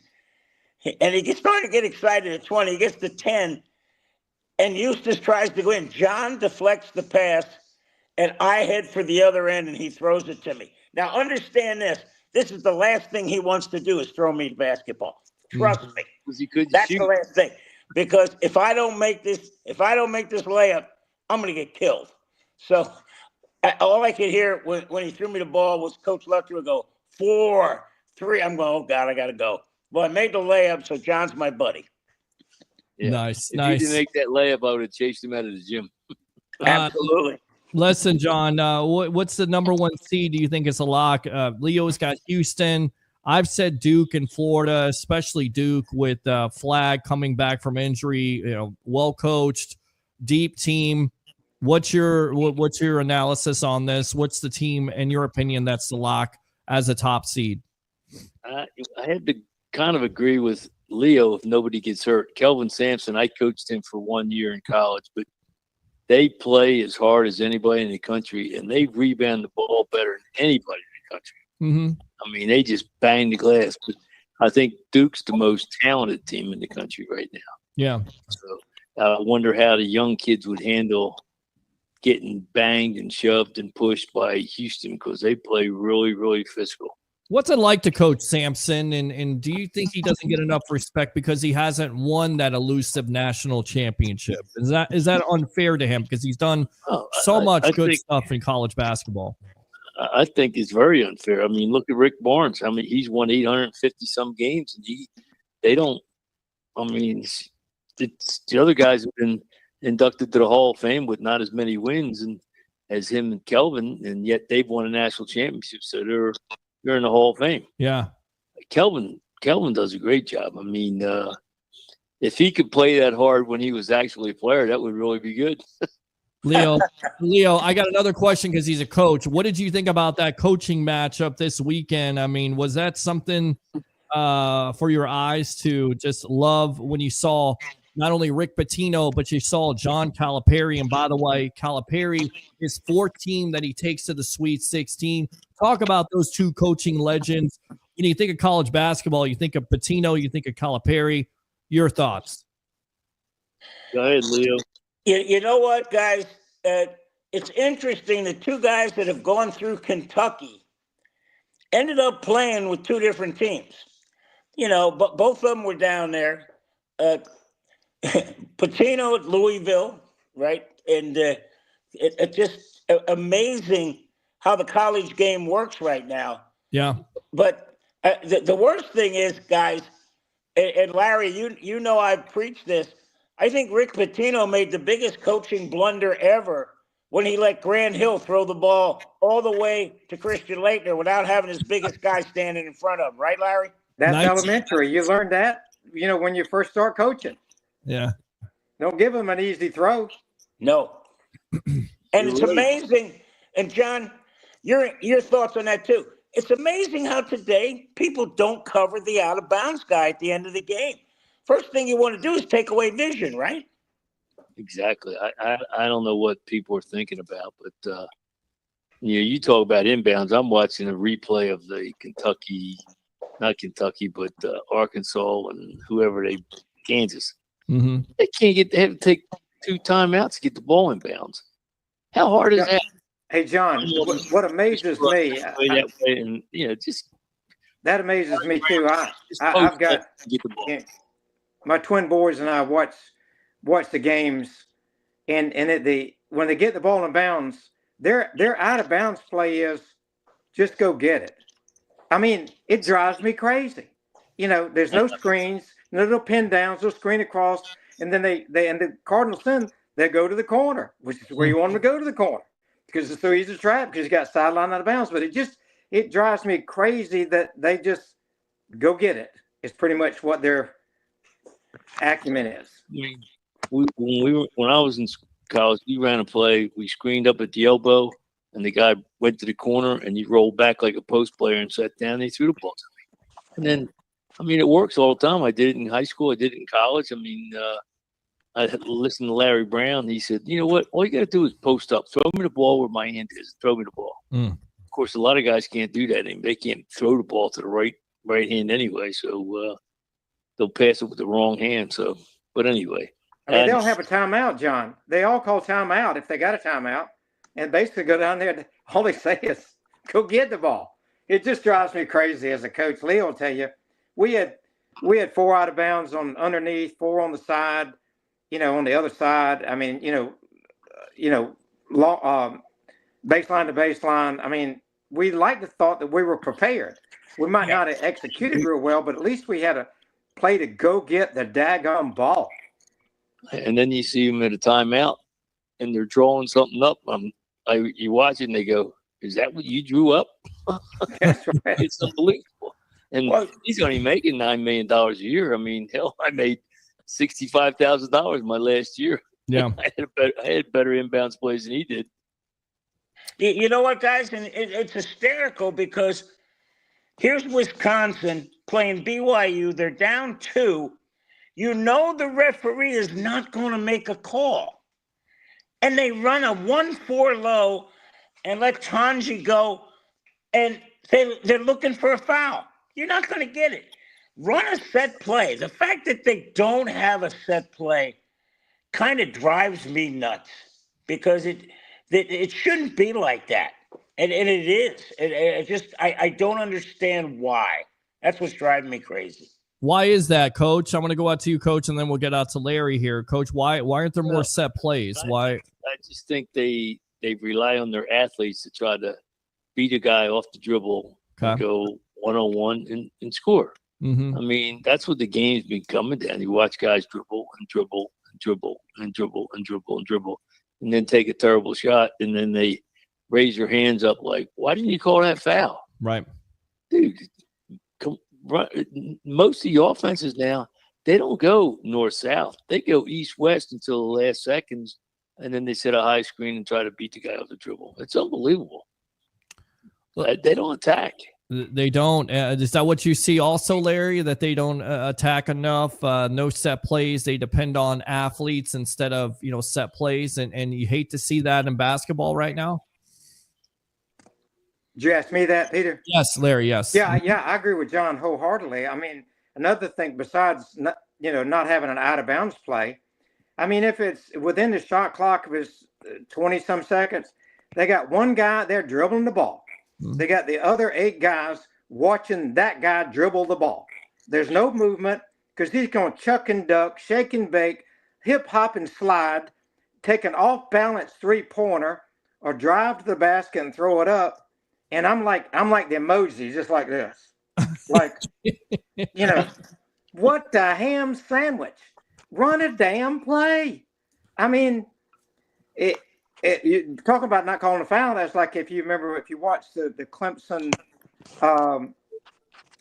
Louisville game when Clemson won it and Hunter Chase Hunter drove in.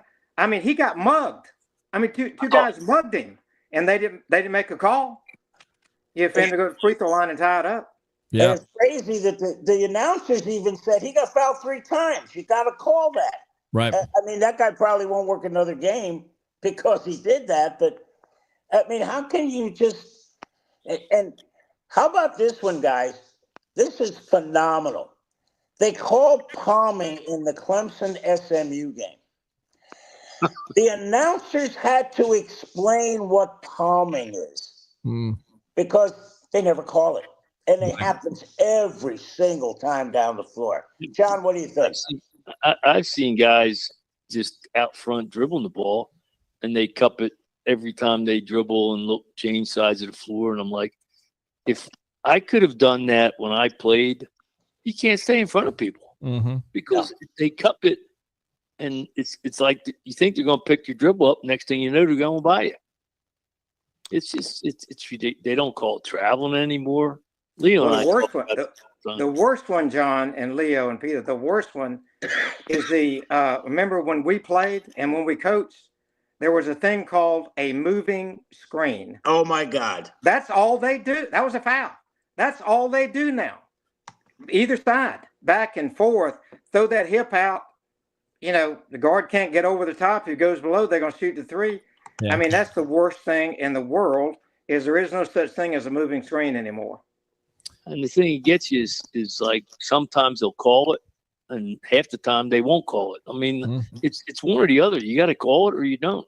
But if you try to go under the screen, they just roll into you, and that's a moving screen. You can't do that. But they don't call it.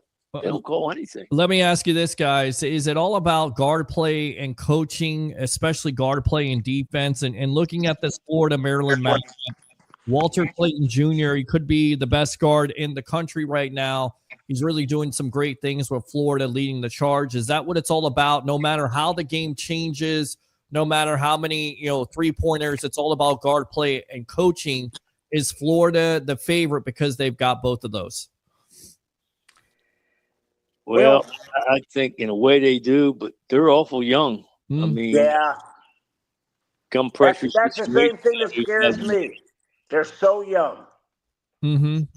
Go ahead, John. Finish. Well, everybody. I mean, enough. But go ahead, John. Don't know, and you don't know how they're going to handle pressure situations late in a big game with everybody watching them and all that stuff. But I don't know. I think that team and Duke are the 2 teams that have the most talent now. But the guys that play the hardest are down there, Houston and the red and white. Yeah, where they play hard. They got Auburn too. Nobody talks about Auburn too. Yeah. Auburn and Houston play hard, and where Florida and Duke more finesse. But I believe, the kid at Florida. I'm having a brain freeze. Walter Clayton Jr. Walter Clayton Jr. Yeah. I think when they got over that hurdle of coming back and beating UConn, even though they were favored. Right. UConn was coming at him, and Clayton, he didn't have ice water in his veins, man. He had champagne or something in his veins. He was cool as cuke I've ever seen, throwing no jumpers in there like that. I think that helped them a lot, right? To grow up, and then you got Duke. Proctor's playing great. He's playing great right now. Yeah. But then you just don't know what's going to happen when he matches up. If he matches up with Alabama, and Alabama's the left-handed point guard is so good. Yeah, you know what, guys? It's amazing that we've been at this for almost a half hour, and Michigan State and Tom Izzo hasn't even come up in the conversation. They're pretty darn good, aren't they? He's 10 deep too. Yeah. Oh yeah. And he's as good a guard in the country as anybody. Is that freshman kid, Richardson? Yeah. Damn good. And he's left-handed, which causes a lot of problems.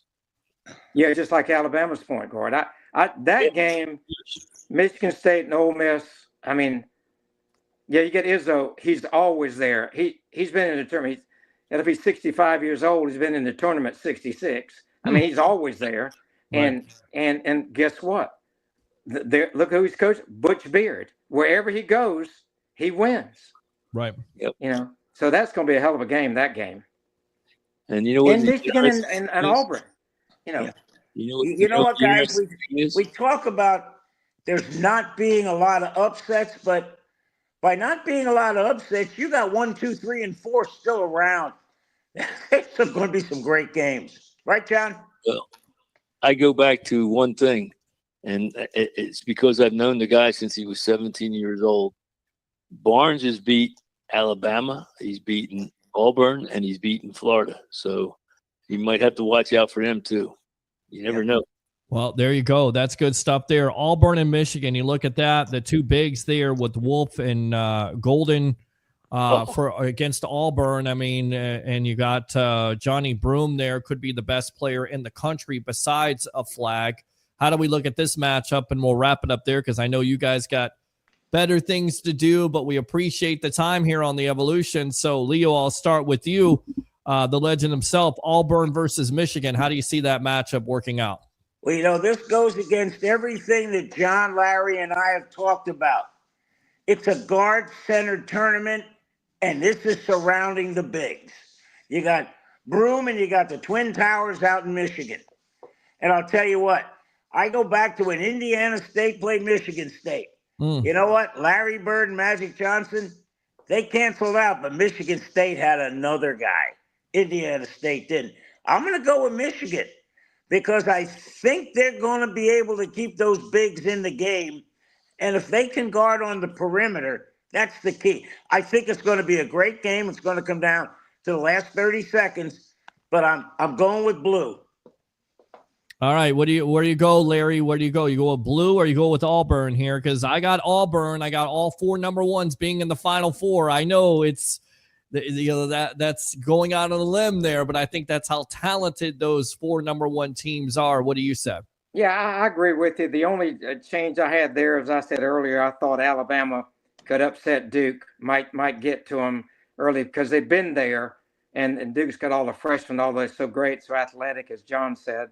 So I got 3 of the top number 1 seeds going, but I was not aware, quite honestly, just how good Michigan was with those bigs. So I think they're going to, they got 2 guys to sandwich Johnny at Auburn, but Auburn's like Houston. They play so daggum hard. They just get after you. So I'm still going to stay with Auburn on that one, although I think it's going to be close. Going to the coach here, that's a direct reflection of Bruce Pearl in Auburn, and he's gotten it done too in college basketball. Do you see Auburn winning that game, or is it Michigan? I hope Michigan. I'm not a Bruce Pearl fan, but most people don't know this. There's a guy on Auburn's team, the left-handed kid from New Jersey, number 10. I think he's got 3 names in his last name. Okay. He's 25 years old. And he has another year left. Next year, he could be 26. If he's not careful, he might have 2 kids before he graduates. Yes. Well, there you go. But you love that experience factor, right? Because now, college football, college basketball, especially with basketball and the NIL, I'm going to finish off with that. And Leo, you could take it from there. But what do you guys think of the NIL overall for college athletes? I mean, yes, you get to pay them, but they move around. I mean, how much do you think it's ruined college basketball? Well, they got to get the portal under control. That's the big thing. Again, you got guys that are moving 4 and 5 times.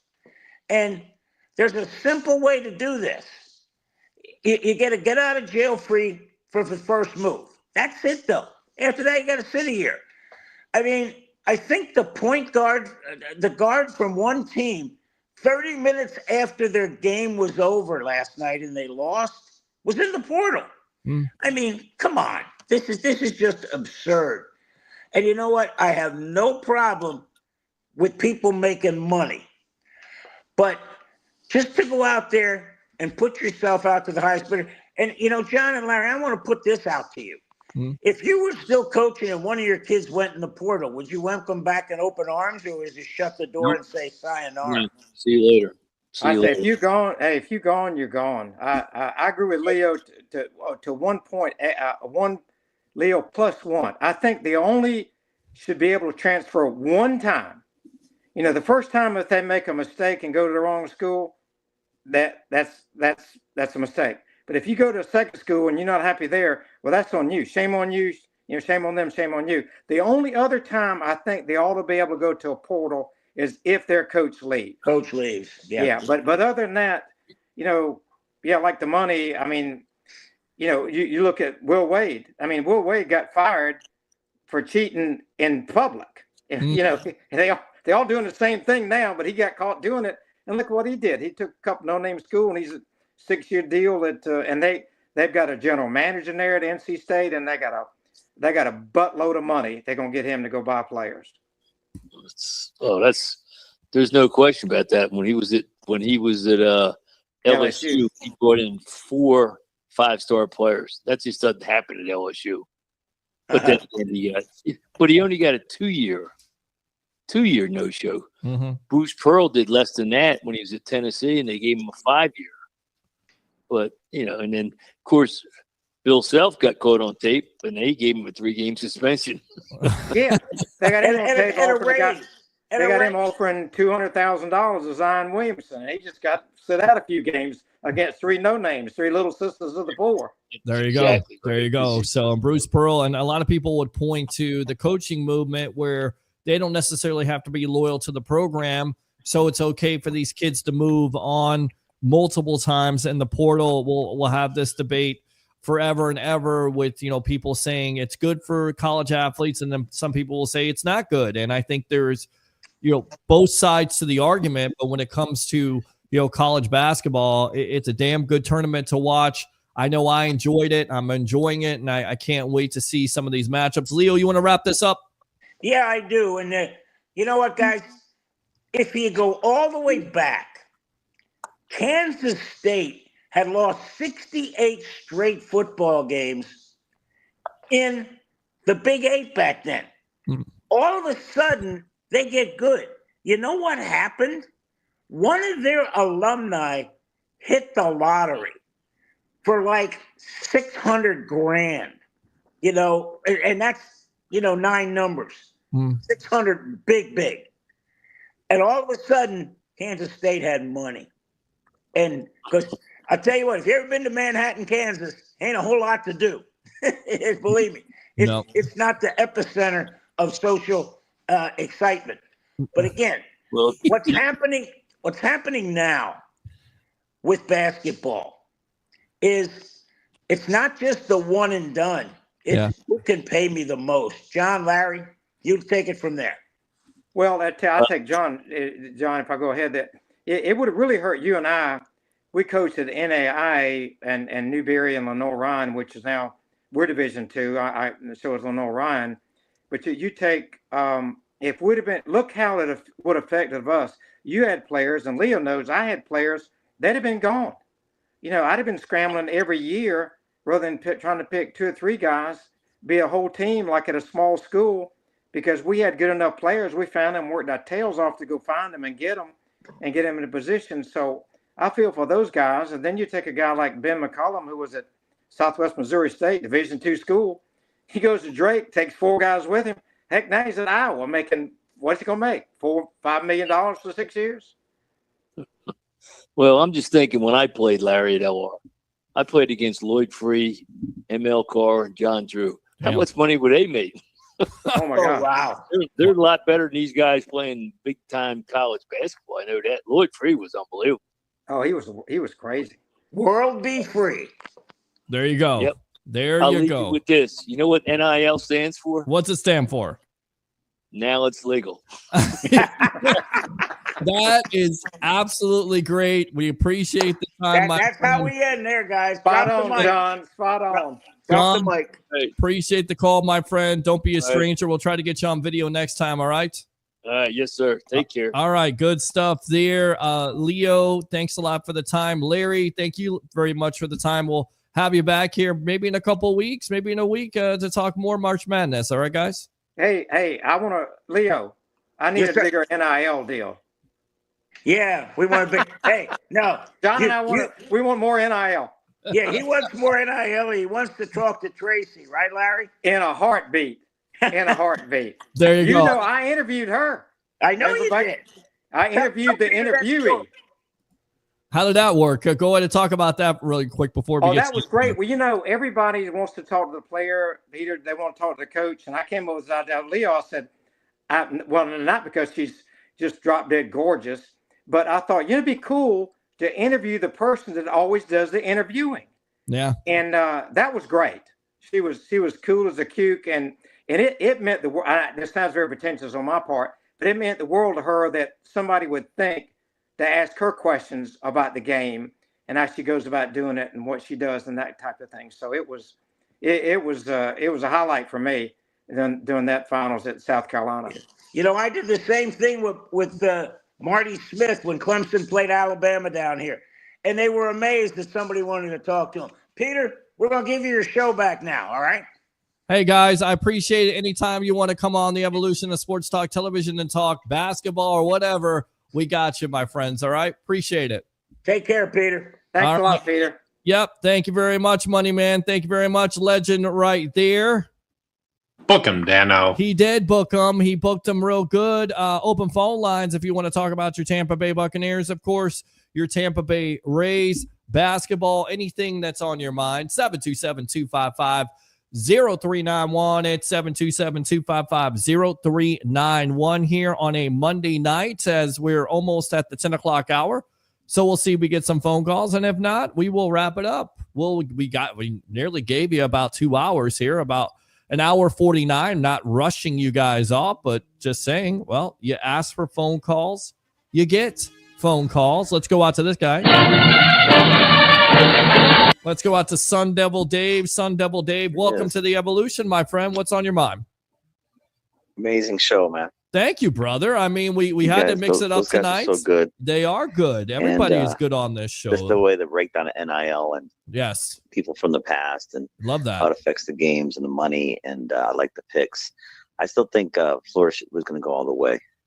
Yeah, but I do like Big Blue. I like Blue over Auburn. Like you said, those two bigs can cause some problems. I really haven't watched a lot of Michigan this year, but I think they might cause some problems with Auburn. But I like to see the Gators win it all. And listen, I haven't either, but I'm listening to the media icon, Mr. TJ Reeves of the Buccaneer Radio Network. He does a great coast-to-coast college basketball show with his partner, with my partner, tag team partner of the world, Mr. Jason Powers. And they keep me up to date on what's going on. And I have to do that sometimes because if I don't, I'm going to freaking lose my mind at work. You know me all too well. We work together. So you know that, I have to keep it. I have to have some distractions, if you will, in my life besides Gertrude, Esther, and Winifred. With that being said, what else is on your mind tonight? I had to get it out there, didn't I? I know you spoke a little bit about, where the Rays are going to go. I honestly think that they're not going to go anywhere. They're going to stay in Tampa. Yes. Because I think what's going to happen is I think they're just going to renovate the Trop. No, bro, they're not doing that. No, they're not think about it. Renovating. They're not going to do that. I'm telling you. Think about this. Remember how last week you said there was talk about investors. If you're going to invest, it's going to be 1.5 billion valuation. Well, the evaluation right now is 1.2, and the talk is 1.2 or 1.3, and Stu wants 2. All right, 1.2. Right. Okay, so you're an investor. You invest $1.2 billion in the Rays. You need to get back your investment, right? You need revenue streams. Where is it going to come from? I mean, we have no stable. You don't really have a plan for stadium. You don't know whether you're going to be built in Tampa, Orlando. You don't know whether or not enough revenue is going to come in. I don't think there's going to be an owner that wants to take that risk. So I think what's going to happen is Stu's going to stay in Tampa. He's going to figure out a way to work out like a 10-year, 5-year deal. They're going to renovate Trop. He's going to stay here until 2035 or whatever. And I hate to say that. I really do, but that's what I think is going to happen. So, yeah, I don't think please say I'm wrong. I hope I'm wrong. You're going to be wrong, my friend, because they're not going to renovate the Trop. They're not going to renovate the F Trop. you, Yes. F you, Yes, JP. F you, Yes, JP. and F you. Peace Yes. out. I'm going to go have a Guinness. Yeah, JP, exactly. They're FU on that. And on top of it, I was listening to David Sampson, who was with the Marlins with their stadium deal, and he was saying that, of course, the Rays are trying to renovate the Trop, but they're only giving 10 years, so it's not going to happen. You're not going to do it. They've complained about the Trop. On top of it, Major League Baseball doesn't want them to be involved with it. I definitely think what Ray Kennedy put out there is that Stu wants that expansion money. I think there's some owners out there who don't want him to have any more money because he's taken enough and he's not given. Right. He's not put in. He's not invested into that. And that's been my biggest problem. Like, you can look at the wins. It's tremendous. But what if you had World Series championships? What if you kept your own talent? And you're going to always ask yourself that. And people just not holding him to the fire, not holding his feet to the fire, not holding him accountable. That has been the most disappointing thing here in the Bay Area, whether it's national media, whether it's local media. To me, it's disappointing because it seems like it doesn't apply, like the same set of rules. It doesn't apply to Jeff Vinik, because Jeff Vinik, he's a guy that's endeared himself to his fan base. He's gone in. People have held him accountable. Fans have held, the Tampa Bay Buccaneers and the Glazers accountable. And what do? They reward you with the Super Bowl by going all in. Jeff Vinik and the Lightning, they go all in with Stanley Cups. Why is it any different with the Rays? Because this whole nonsensical narrative has been put out there. Nonsensical narrative, say that 3 times. It's been put out there that they don't have any money, when everybody and their mama knows that this Rays team is worth triple ever since Stu is bought the team. On top of it, you're getting revenue sharing from the big market clubs. And, with this whole thing of, well, they're not getting attendance. It's not based off attendance, because if it was based off of attendance for Major League Baseball teams, everybody would be losing money, because all across baseball, attendance is down. It's about TV contracts. It's about national TV contracts. That's where the money is. And people just continue to throw out this narrative. They're the little sisters. They're not. They have money. And this is why Major League Baseball and their owners have gotten upset. I'm telling you, the reason why they're going to force Stu to sell is because of all this nonsense that's built up over the last, 10 to 15 years. And on top of it, if that wasn't the worst thing with not investing in your own product, it's about talking down to your fans. And if you continue to talk down to your fans, this is why they're not coming out. This is built up, and this is done by design. They have done this on purpose. I can tell you they have. I pray that you're right. I hope somebody buys out Stu for whatever it is, 1.2, 1.3 billion, and they keep the Rays in Tampa. But you know what? There was an owner that's worse than Stu in the Tampa Bay area. Mm-hmm. We got to talk about Mr. Cloverhouse. Well, you were getting a kick out of this, and this was the 50th anniversary of the Tampa Bay Buccaneers. Of course, their 50th year, and some of the stuff. How this guy is just So he gave. Now get this. Now we should go to Netflix. We could probably put together a mini series about this guy. We probably could make millions, because he said that he gave each employee 1 season ticket. That can't be real. He did it. He's like, here's your season ticket. Well, I'm going to go by myself. And then after Doug Williams turned the team around and he went to the playoffs 3 out of 4 years, he was the 42nd highest paid quarterback in the league at the time. Yeah. There were 28 teams. I could go on and on. This can't be real. This sounds like a sitcom. Yeah, he's a joke. This really happened. He really happened. He absolutely ruined Bo Jackson's his eligibility. Bo held it against him. That was another thing. He screwed over Doug Williams. He screwed over employees of the Tampa Bay Buccaneers. Yep. He cheated on his wife with multiple partners. I mean, there's so much stuff out there. Yes, and again, thank the great TJ Reeves for throwing this video out there, because I thought I knew everything about Hugh Culverhouse. I didn't know the worst of it. He is easily the worst owner in all professional sports. It's not even close. Yeah, I was. Then they said the defensive back actually hurt his shoulder. Yes. Trainers cut off his jersey. Cloverhouse charged him for it. There you go. It's like Moneyball. We got to make a sitcom. This could be a sitcom. Well, listen, it's like Moneyball. I mean, they should. Who could play Cloverhouse though? Culver Who'll be House. good? I don't know. That's a Huh? great. I mean, I know somebody who could do his voice. Again, that's TJ Reeves. He could do his voice, but there are plenty of people you could get to do his voice and his mannerisms. I mean, anything is possible. I got to think of some people, but you could. I mean, is it a watchable thing for 2 years? I mean, I guess you could you make a sitcom out of the Tampa Bay Buccaneers. Again, though, a lot of people forget that at the time they were the fastest team, and I guess Sun Devil Dave didn't want to talk anymore. They were the fastest team at the time to make the playoffs. Playoffs. Open phone line, 727-255-0391 at 727-255-0391. Jeremiah says, everyone's shadow is here. Oh, yeah. Welcome. Hi, Joy. Thank you very much for watching. Ricky Parker, go Bucs family. Love it. Our friend on YouTube there, the Kansas City Chiefs fan from Australia. Hi, guys, from Tasmania. Appreciate it. Hi, guys. Still very unwell with the chest infection, coughing stuff up. Okay. I'm sorry about that. I hope you get well. It doesn't sound very good. Sounds like you need to go to the doctor.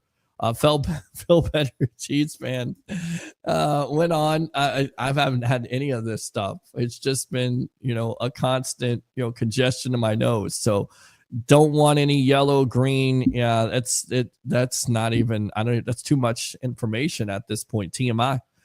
My Buccaneers making me feel better. So you're a Kansas City Chiefs fan in Australia, but you're also a Bucs fan. So there you go. International cornerback, says Jeremiah. That's where you go. You trade up for Travis Hunter. I don't see that happening for the Bucs. I'm sorry. No.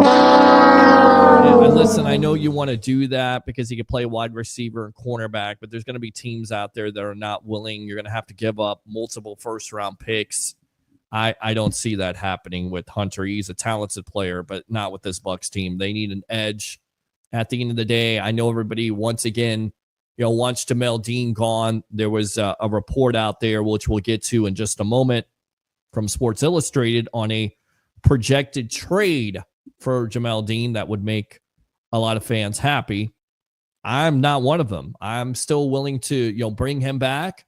Maybe you cut his salary down. Maybe you bring him back and say, okay, this is it. This is your year to prove yourself, because you've been so inconsistent, and maybe you draft a corner in the second round. I definitely think you go all defense in this draft. I'm not saying anything that you guys don't already know, but I don't think they trade up for Travis Hunter. Been up since 12 midnight. Okay, thank you. Sorry about that. Hope you get some sleep. Hope this show takes your mind off of being sick. That's what we try to do here. Take your mind off of what's going on, whether it's Bills, whether it's Monday, whether it's Wednesday, whatever day it is. Hopefully this brings a smile to your face. And if you're sick out there, maybe this will cheer you up, make you feel better. All right. So we should take Malachi Starks or Denzel Burke at 19. Certainly a possibility. We'll see how that goes. Mike, they won't be there at 19. I'm not sure. One of those guys definitely could be there at 19. That's for sure. Mike says $150 for opening day is nuts. Hopefully Tampa residents show up. I definitely think there's going to be Tampa residents show up. Hopefully there's lots of sellouts there, 11,000. So because I know there's, again, fan base in Tampa, they've always wanted to have baseball here. You finally get the Rays playing in Tampa. So are you embracing it? And then there's a part of me that says, stay at home, don't support Stu because of the shenanigans. But I think there's going to be something that will play out here in the next couple weeks. Just stay tuned, stay vigilant with the drama that's gone on. I think it's about to end. I do. I hear some things. I talk to people. They say it's going to end here. Very good. It's going to end in what the Rays, what Rays fans want, a new ownership here, buying this team and doing what they need to do. Hopefully with what these two owners have done with the Lightning and of course the Tampa Bay Buccaneers. Rob Manfred won't pull the trigger on forcing Stu Sternberg to sell. Not sure about that. May not just be Manfred. It may be the other owners also. This is becoming a Jeffrey Loria problem. Great show, Pete. Thank you very much, sir. Acknowledge me. Let's go out to Mike here. I'm stoked for attending a Bucs and Rays game in the same day. Gotta love that. Okay, enough Chiefs fan. We get it. Roger says, keep your voice down. Roommates are sleeping. I'll try my best. The Trop is getting worse day by day because of the elements. Yes, we'll see what happens with their voting. I believe they delayed the vote in the county to fix that up. So we'll see how much that's going to be to repair it so the Rays can play in their stadium next year. Some people simply don't belong. Christopher Cole, UConn women are just overpowering. Absolutely. March, the only time anybody ever gives an F about college basketball, it's when everybody all of a sudden comes out and acts like they've been watching it all season. Shake said, oh, I've never made any mistake about this. I'm right. I didn't watch a lot of basketball, but I'm interested because I got a chance to sit down, talk to some people, watch some shows. I'm all about sports when it comes down to it. Whether it's football, whether it's baseball, whether it's basketball, whether it's hockey, which we will talk on this show with the Lightning losing 2 in a row there. Are you concerned about that? You can put that out there. We'll get some hockey guests on. Definitely talk about your Tampa Bay Lightning. But yeah, I'm interested in March Madness. I'm definitely interested. Some of the matchups, some of the players, some of the storylines are out there. I love it. I love this time of the year. I believe there's too many teams in the tournament. I'm not ready to say that. I think they're definitely going to add more teams to the tournament. As crazy as that sounds, it may be watered down, but that's what people want. It's somebody always is complaining about, getting shut out. And I think there's definitely going to be a thing where you have somebody put in, more teams are going to be put in. Let's go out to this guy right here. Mr. Kennedy! Let's go out to Best of the Bays, Tampa Bay, Ray Kennedy. Welcome, buddy. Welcome to the Evolution. What's on your mind tonight? Happy Monday. I don't know. I know you probably already talked about it. You've already talked about it way too much. What's that? Just wanted to think what you. I mean, we got 5 days. The city of St. Pete today says we got the time to do stadium in time for opening 2026, but we're gonna delay the vote to next week. We'll do it on April 3rd. Basically putting it all right there and back on Sternberg, not pushing him to make the decision. I don't even know if he can get it done, even if he came to the table hat in hand. But at this point, what do you think's going to happen? Is he going to wait till the 11th hour, do a note, just let it expire, and not talk to anybody? Opening day is Friday. This guy's got no goodwill with the community anywhere. Well, you had some bad connection there. I don't know if you can get to a better cell or something, but I heard some of that. And I think what's going to happen eventually, what I've been told by people in the know, that this is all going to work out, that Major League Baseball is going to force Stu Sternberg to sell the team. You'll have new owners. You'll have owners that are not committed to this Rays team and making them better and doing whatever it takes to win. But you'll also have some type of stadium deal in place, and you can rid yourself of Stu. It's constant drama. We've talked about it with Al Bushman of the Rays Rewind podcast. It's just drama after drama after drama. And do I like to sit here and talk about it? I don't like to sit here and talk about it, but we have to there has to be some closure eventually. And I also believe that this whole narrative that there are not fans in Tampa, there's not fans in Tampa Bay, there's not fans in St. Pete needs to go by the wayside. There is a reason why fans have not shown up throughout the years, and it is Stu Sternberg. It is the constant. It's the reason why you don't have a new stadium deal, and he's 0 for 4 with trying to put stadium deals together. And now you're trying to renovate Tropicana and saying, well, you give me $200 million and I'll stay here for 10 years. No, you will stay here for longer than 10 years if you're going to put that type of money in, which is $600 million total. And who wants to renovate the Trop? I love the Trop. I have it in the background there. But if the whole complaint is because you're not spending money on your team, you're not investing in your team, you don't have the revenue sharing, you're going to renovate the Trop, that makes no sense. Once again, it's a money grab. And I mentioned you tonight. You made the great point. The reason why Stu is trying to hold on to this team is because he wants that expansion money.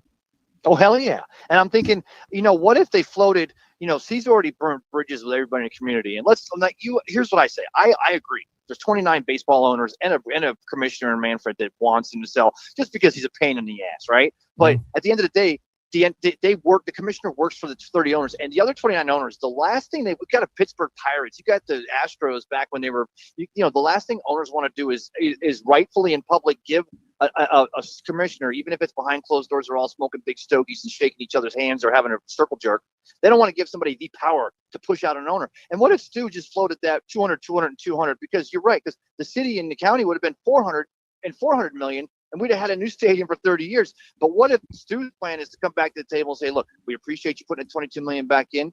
Let's go ahead and just let's do another 6-8 years. Let's give Tampa Hillsborough a chance to get that thing together. Let's give Mayor Castro or whoever's going to be the next mayor time. Not with this guy. Not with this guy. No, he's a joke. He's a clown. It's a clown show with this guy. You need a new owner. You need to move on. I'd rather see you own the team. Me, you, Harry, Travis, Leo, all of us, TJ, Jason. We could all own the team and do a better Bushman on job. there because I want Bushman just for his, JP, just for smart act, Alex. Yeah, we'll get JP in there. I mean, everybody will just own the team. Just have the fans own the team. Well, Pete, can I ask you a question though before I leave? You always ask me. You can always ask me a question, my friend.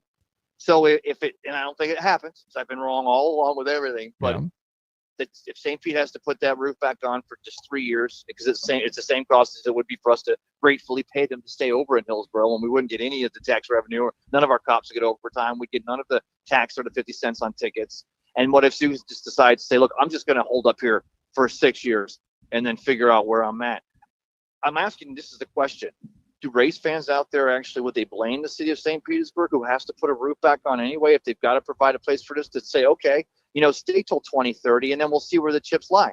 Baseball stays in Tampa Bay, and the city of Hillsborough still has 6 more years to put that deal together. I mean, at the end of the day, isn't that what we all want, is the Rays to stay here in Tampa Bay? Yeah, but you don't want the ownership. And to answer your question, I think from what I'm understanding, the cost of overruns was on the Rays. So the Rays were supposed to pay the cost of overruns when they said it was $150 million because Pinellas County didn't vote fast enough because of the 2 catastrophic hurricanes, which once again was nonsense. There is nothing that shows it's $150 million. That's the Rays numbers. But they were supposed to pay that was for him backing out of that deal, right? And you know what I think it was, Pete, honestly? I think he used the hurricane because when he saw the city of Hillsborough starting to put some serious groups together, and of course, the hurricanes happened before that, but Stu backed out of this deal just 2.5-3 weeks ago. When he started seeing the love coming from Hillsborough County, the buy low, sell guy, money man, investor in the future, seeing things, maybe there's a way I can wiggle to keep myself owning, and he's not going to be able to. He's not going to be able to, because the city of Hillsborough County sure as hell won't even negotiate with him, and St. Pete's not going to go back to the table on a new stadium. Exactly. If we have to put a stadium on the old one, we'll hey, you can stay around a couple of years, we won't hate it, maybe we'll win a World Series. But at the end of the day, I still don't think that Major League Baseball and Rob Manfred, unless they've got some serious attorneys, because Daniel Snyder used to rape girls, not rape them, but sexually assault, to do all that. And it took him 15 years to finally get rid of him when he was stealing from the other owners. Now Stu's getting a revenue sharing, and they may feel like he's stealing, but that's part of the deal. I just don't think Major League Baseball can push him. I just hope Stu's ready. I think it's tough. I think it's tough to put it, leak it out there. Why are you leaking that story out there? Why are numerous, and it's Baseball Insider saying there's multiple deals out there. It's been leaked out there for a reason. There is something going on. There's something brewing. They're definitely trying to force Stu out. And I think if there's a majority of owners out there that are behind the commissioner, remember the commissioner works for the other owners. If the owners are telling him, listen, we're tired of the revenue sharing, we're tired of the penny pinching by this guy, that's the reason why I would get done. To answer your question, I think it's easy to blame politicians, but really the constant in this whole deal, this whole drama, this whole albatross of a situation has always been Stu Sternberg. Open phone line 727-255-0391 at 727-255-0391. Clayton Jr. went to my high school. Christopher Cole. Bucs hired a game manager guy today. That has been talked about when it comes to clock management, stuff like that. So we'll definitely cover that on Wednesday night, more in depth. On the evolution of Sports Talk Television. Early start time at 8 o'clock. Appreciate it as always. Hey, Peter, great show as per usual. What's the status update on Godwin's injury? Will he be ready for training camp? Nothing new on this. You just have to trust the fact that Godwin's going to be able to rehab. We'll keep you up to date on it, but no injury status. It's been talked about. The reason why they signed him in the first place is because they believe that he'll be eventually ready to go, hopefully by training camp. We'll see together. I got no insight on that. If I do, I'll definitely give it to you. Keep on fighting, my friend there in Canada. We love you, brother. Let's go out to Curtis. Curtis, welcome to the Evolution. Peter, can you hear me, brother? I can hear you, brother. What's up? I got one thing to say, and I got a lot of music in my background because I'm still at work. But I want this question to go out there, and I want you to ask everybody this question. Yes. Let's say the Rays won the World Series this year or Yes. next year. Yes. How much more of an asshole you think this guy's really going to be then? Well, first, unfortunately, I just hate to break it to Rays fans, but they're never going to win a World Series under this current ownership because they're not going to do what it takes. I'm the eternal optimist when it comes to Tampa Bay sports, but they will not win it the way it is going right now. If you're not going in on trades, that's been. But yes, we're speaking hypothetically. Agree. He would definitely be a big asshole. He's been in. He would be the worst to deal with.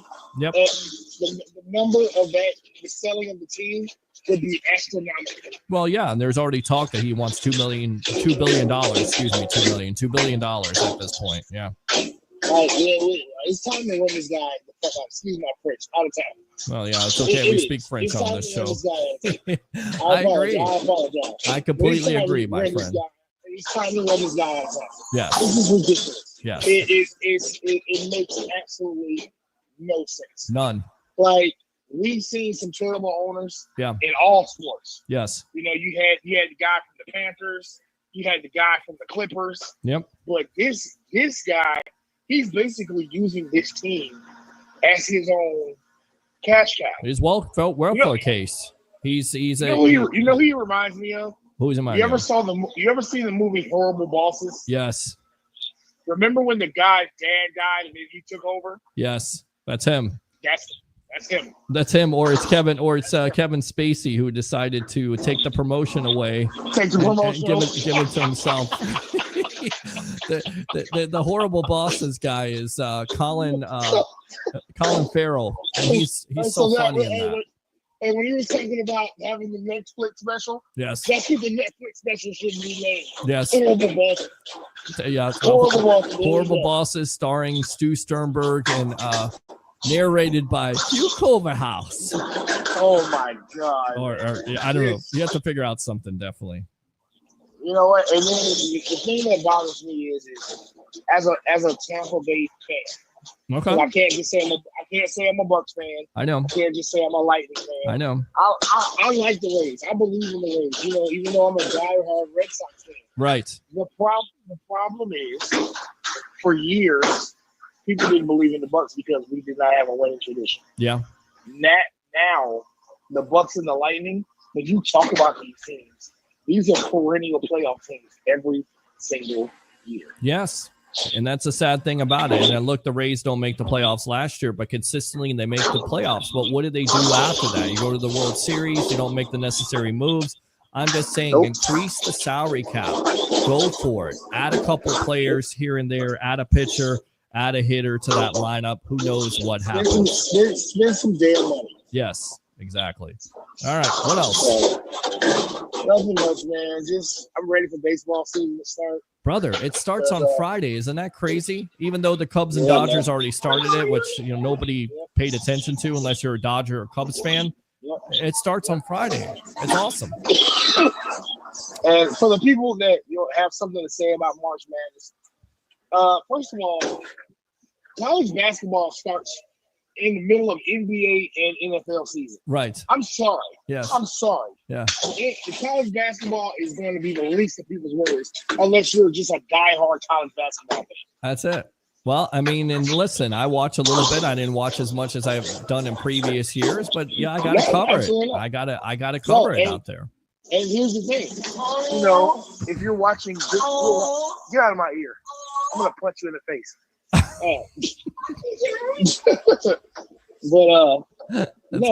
If it's a big game, we enjoy watching big games. But other than that, we're not interested in that crap, man. Right. We're not. Well, so everybody gets ready for the tournament. Yes. And then I have to say this. I didn't know this until the other day. I was watching the women's NCAA. Yeah. I did not know that women have to stay 4 years in the men's double. Well, there you go. That's the difference. That is crazy. That might be the difference of why you have a power like UConn and why you have a power like South Carolina, because you don't have all this movement around, right?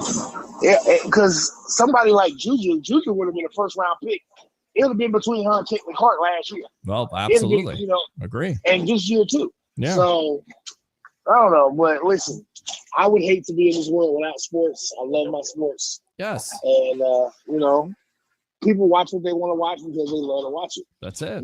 I love NASCAR, but if there's a football game on or a good basketball game, I'm not going to watch 500 laps. I'll watch the last 10 laps. Right. Of course. And so, this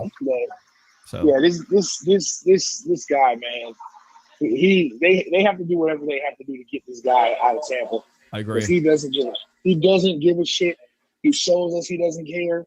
And as long as he's going to be here, this team is always going to be in the bottom of the dump.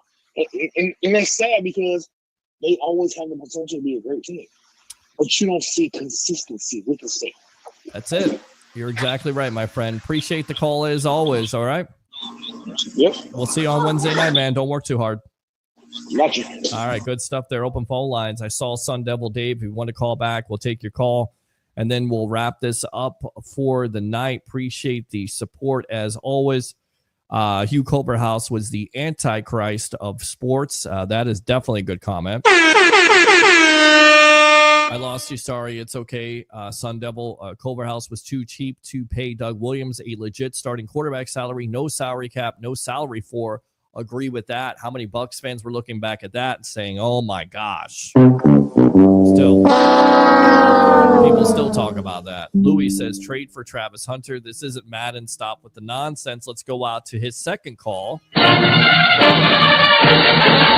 Sun Devil Dave, welcome to the Evolution. Hey, buddy. What's going on? I on? lost you there. That's okay. Just real quick. Okay, so let's say Stu and MLB, they work something out. Stu wants $2 billion. It's 1.2, so let's say 1.5, right? Yes. Okay, so now you got an owner. They take over 1.5 billion. Now they're working with either St. Pete, Pinellas, Hillsborough. We got to get a stadium built.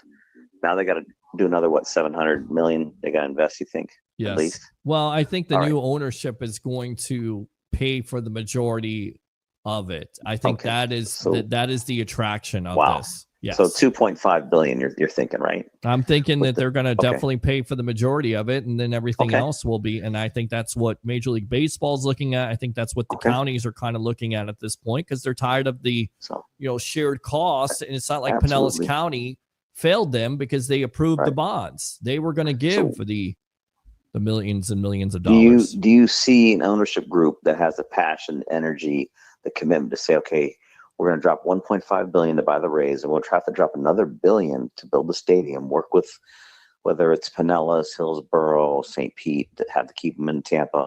Then go out and market and generate the sufficient revenue they need to keep the MLB happy to make the Tampa Bay Rays a viable, community. You believe that? Yes, then I do. For it. Everything, as long as you feel there's an ownership group out there that has the passion, energy to drop 2.5 billion on the Rays and stadium and keep the Rays here and develop revenue streams and make it a viable, baseball team that Manfred will be happy. Well, I think he will be happy. And everything that I've talked to people in the know, they've told me just hang tight, just watch it all play out. It's going to play out. It's going to definitely work out. And there's 3 groups out there, and who knows, these numbers that we're throwing out there, these were Stu numbers. These may not necessarily be the numbers that are going to be, and everything changes and moves around and everything like that. But I definitely think there is ownership out there that wants to own a Major League Baseball team and treat them as such. Yes. Okay. If they want to drop that kind of money and there's passion, whether it's Bartolo or the other groups, then I'm all for it. And I want the Rays to stay here and get rid of Stu, get him out of here, blow up Trop, and let's just start over. So that's all I had to say. Great show. Great job. I'll see you tomorrow, bud. Great job. Thank you, man. Thank you. Appreciate you. All right. Good stuff there. Good stuff from Sun Devil Dave. Becoming a regular web head here. I love that. Love that. Work with the guy, work with Roger, guys that I work with. You gotta love that. Like people you respect every day you work with and they call your show. Like they don't have to call your show, but they call your show. They interact. I love the fact that you guys interact with me. We don't necessarily have to have guests. We have good guests on. We don't have good guests on. We still have that interaction, if you will. I love that. That's what drives the show.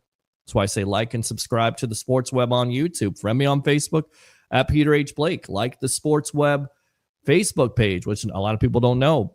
A lot of people just follow me on my personal page, which is cool. 7,700 right now, which is amazing. It's amazing. People will 7,700. That's not a lot for me. It's a lot. From where we came from together, which it was us. It's not just me. It's us together. Webheads. I love that. I appreciate that. That's the reason why you go to the sales job every day, even though you don't do good, but I did good today. So even better. But that's the reason why you do all this other stuff in order to do this. I always say that. All right. I'll be in Tampa in July. It would be awesome to meet you. We'll definitely meet up, my friend. Before we got Stu, it was we want Stu no more poo. Many years later, now it's Stu is poo. Well, he is. Sorry. Mike D. Roche, the Rays Stadium story seems like a soap opera. It is. Sands to the hourglass. These are the days of our Rays. Dave, Sun Devil Dave says, clown show, love it. Mike D. Roche. There was an owner in the 70s, Chicago Blackhawks. He passed at his funeral in his stadium. People applauded. He was cheap, nicknamed Dollar Bill. He would give Culverhouse a good run. I'll have to look that up, Mike. Appreciate it. All right, let's go ahead and talk some more Bucs, and then we'll finish off with this story. We'll save the rest for Wednesday night as we'll come back here at 8 o'clock. We'll have Leo at 9. We'll have Louie from the Frozen Pirate Podcast, and who knows what guests we will have on that night. We always have your phone calls, but now the Bucs are ranked in the top 15. In fact, Bucs are number 14th overall when it comes to ESPN Power Rankings. It says the highest ranking NFC South team and 7th highest NFC team on the list. So national media taking notice. Look out, Bucs fans. Well, somebody wants to call in, so we'll have him take his second call. Acknowledge me. Let's go out to Roger Shue here. Roger Shue, the tribal troll. Welcome back to the Evolution, my friend. All right. So I just saw the comment you made. One of the webheads put in about the Blackhawks with their owner. Yes. Okay, that was Bill Wirtz. That was Rocky Wirtz's father. Oh, well, there you go. How bad was His he? nickname was Dollar Bill. Dollar Bill. Because he had the first dollar that he ever made. Okay. And he took Blackhawks games off of local television, so he would force fans to pay money to go to the game to see them play. Oh, imagine that. There you go. Yeah. Wow. It's kind of like Sternberg of Chicago. There you go. There you go. But at least the Rays actually win. But could you imagine if he spent a little bit more money? That's all I'm going to say. Yeah. We had 3 Stanley Cup titles in a row during that time. 3 and 5 years. Wow. No, not during that time. No. Yeah, I know you. I know you've had in the 2000s. Yeah, but not during that time. No. Nope. Yeah. So. All right. Rotten hell, Dollar Bill Wirtz. All right. Good stuff. Anything else here on the Evolution? No, that's it. We're all webheads, man. That's why we support you. That's why we call in. We appreciate it, man. I appreciate that as always, Tribal Troll. Good stuff. All right. See you tomorrow. We'll see you in the morning. All right. See you tomorrow at work. Let's go out to You Know I'm Right. Oh, my God. Hang up on this guy. He's not worth it because we don't have a lot of time. Come on. Stop. We have plenty of time here. 3 and 6 years. Know your puck, Roger. Yeah. Well, you did have 3 and 6 years. Yes, they did. Congratulations to the Chicago Blackhawks during that time. Of course, they had that. Okay, so we'll go back and read this story here from ESPN Now, ranked number 14th overall. Of course, friend of the show, Jen Lane, wrote about what she believes is the most underrated move this team made this year, keeping offensive line coach Kevin Carberry, which was huge because he nearly went to Jacksonville. Of course, Liam Cohen, Duval, trying to get him to go there. He didn't. She says the Bucs did the 2 best things they possibly could to account for the loss of Liam Cohen. They promoted pass game coordinator and wizard Josh Grizzard to offensive coordinator, and the importance of keeping Carberry, their offensive line coach last season, can't be overstated. He played an integral role in their run game, improving from league worst 88.8 rushing yards per game in 2023 to 4th best with 149.2 in 2024. The Bucs offense could see some strides in 2025 with the same unit, but new offensive coordinator Grizzard has to prove that he can operate the offense similarly to Liam Cohen. Additionally, the Bucs will need to get some proven starters on the defensive side of the ball. They have a chance to add a cornerback, inside linebacker, or safety through the NFL draft. So on that note, thanks a lot to all the guests of the night. Mr. Rock Riley of the Rock Stops Here podcast, WDAE, Joe Bucs fan. Of course, we had El Bushman of the Rays Rewind podcast. Go and check that podcast out for all your Rays needs. And of course, Leo Haggerty, Larry DiBiase, and of course, John there and his friends. Thanks a lot for tuning in to The Evolution. Like and subscribe to the Sports Web on YouTube. Friend me on Facebook at Peter H. Blake. Like and subscribe, all that. Let me go out to this guy, you True Bigga, checking in, catching the end of the show. Appreciate you, my friend. Yeah. Hope you're doing well. Miss you here on the Evolution of Sports Talk Television. We will be back on Wednesday night at 8 o'clock. New start time here. Hopefully you like the early time. If not, we'll go back to 9 o'clock. But if you like it, 8 o'clock. Again, Facebook stars are there, YouTube super chats. Do 3 things. We'll keep it down for the roommates. Bring your passion. Bring your excitement. Just don't bring any nonsense. I'm your host, Peter Blake, your Rolex reporter. What time is it? It's my time. For fans of the Sports Web and the Tampa Bay sports fan, especially Go Bucs fans, it's your time. We'll see you next time on the Evolution of Sports Talk Television. As always, Go Bucs.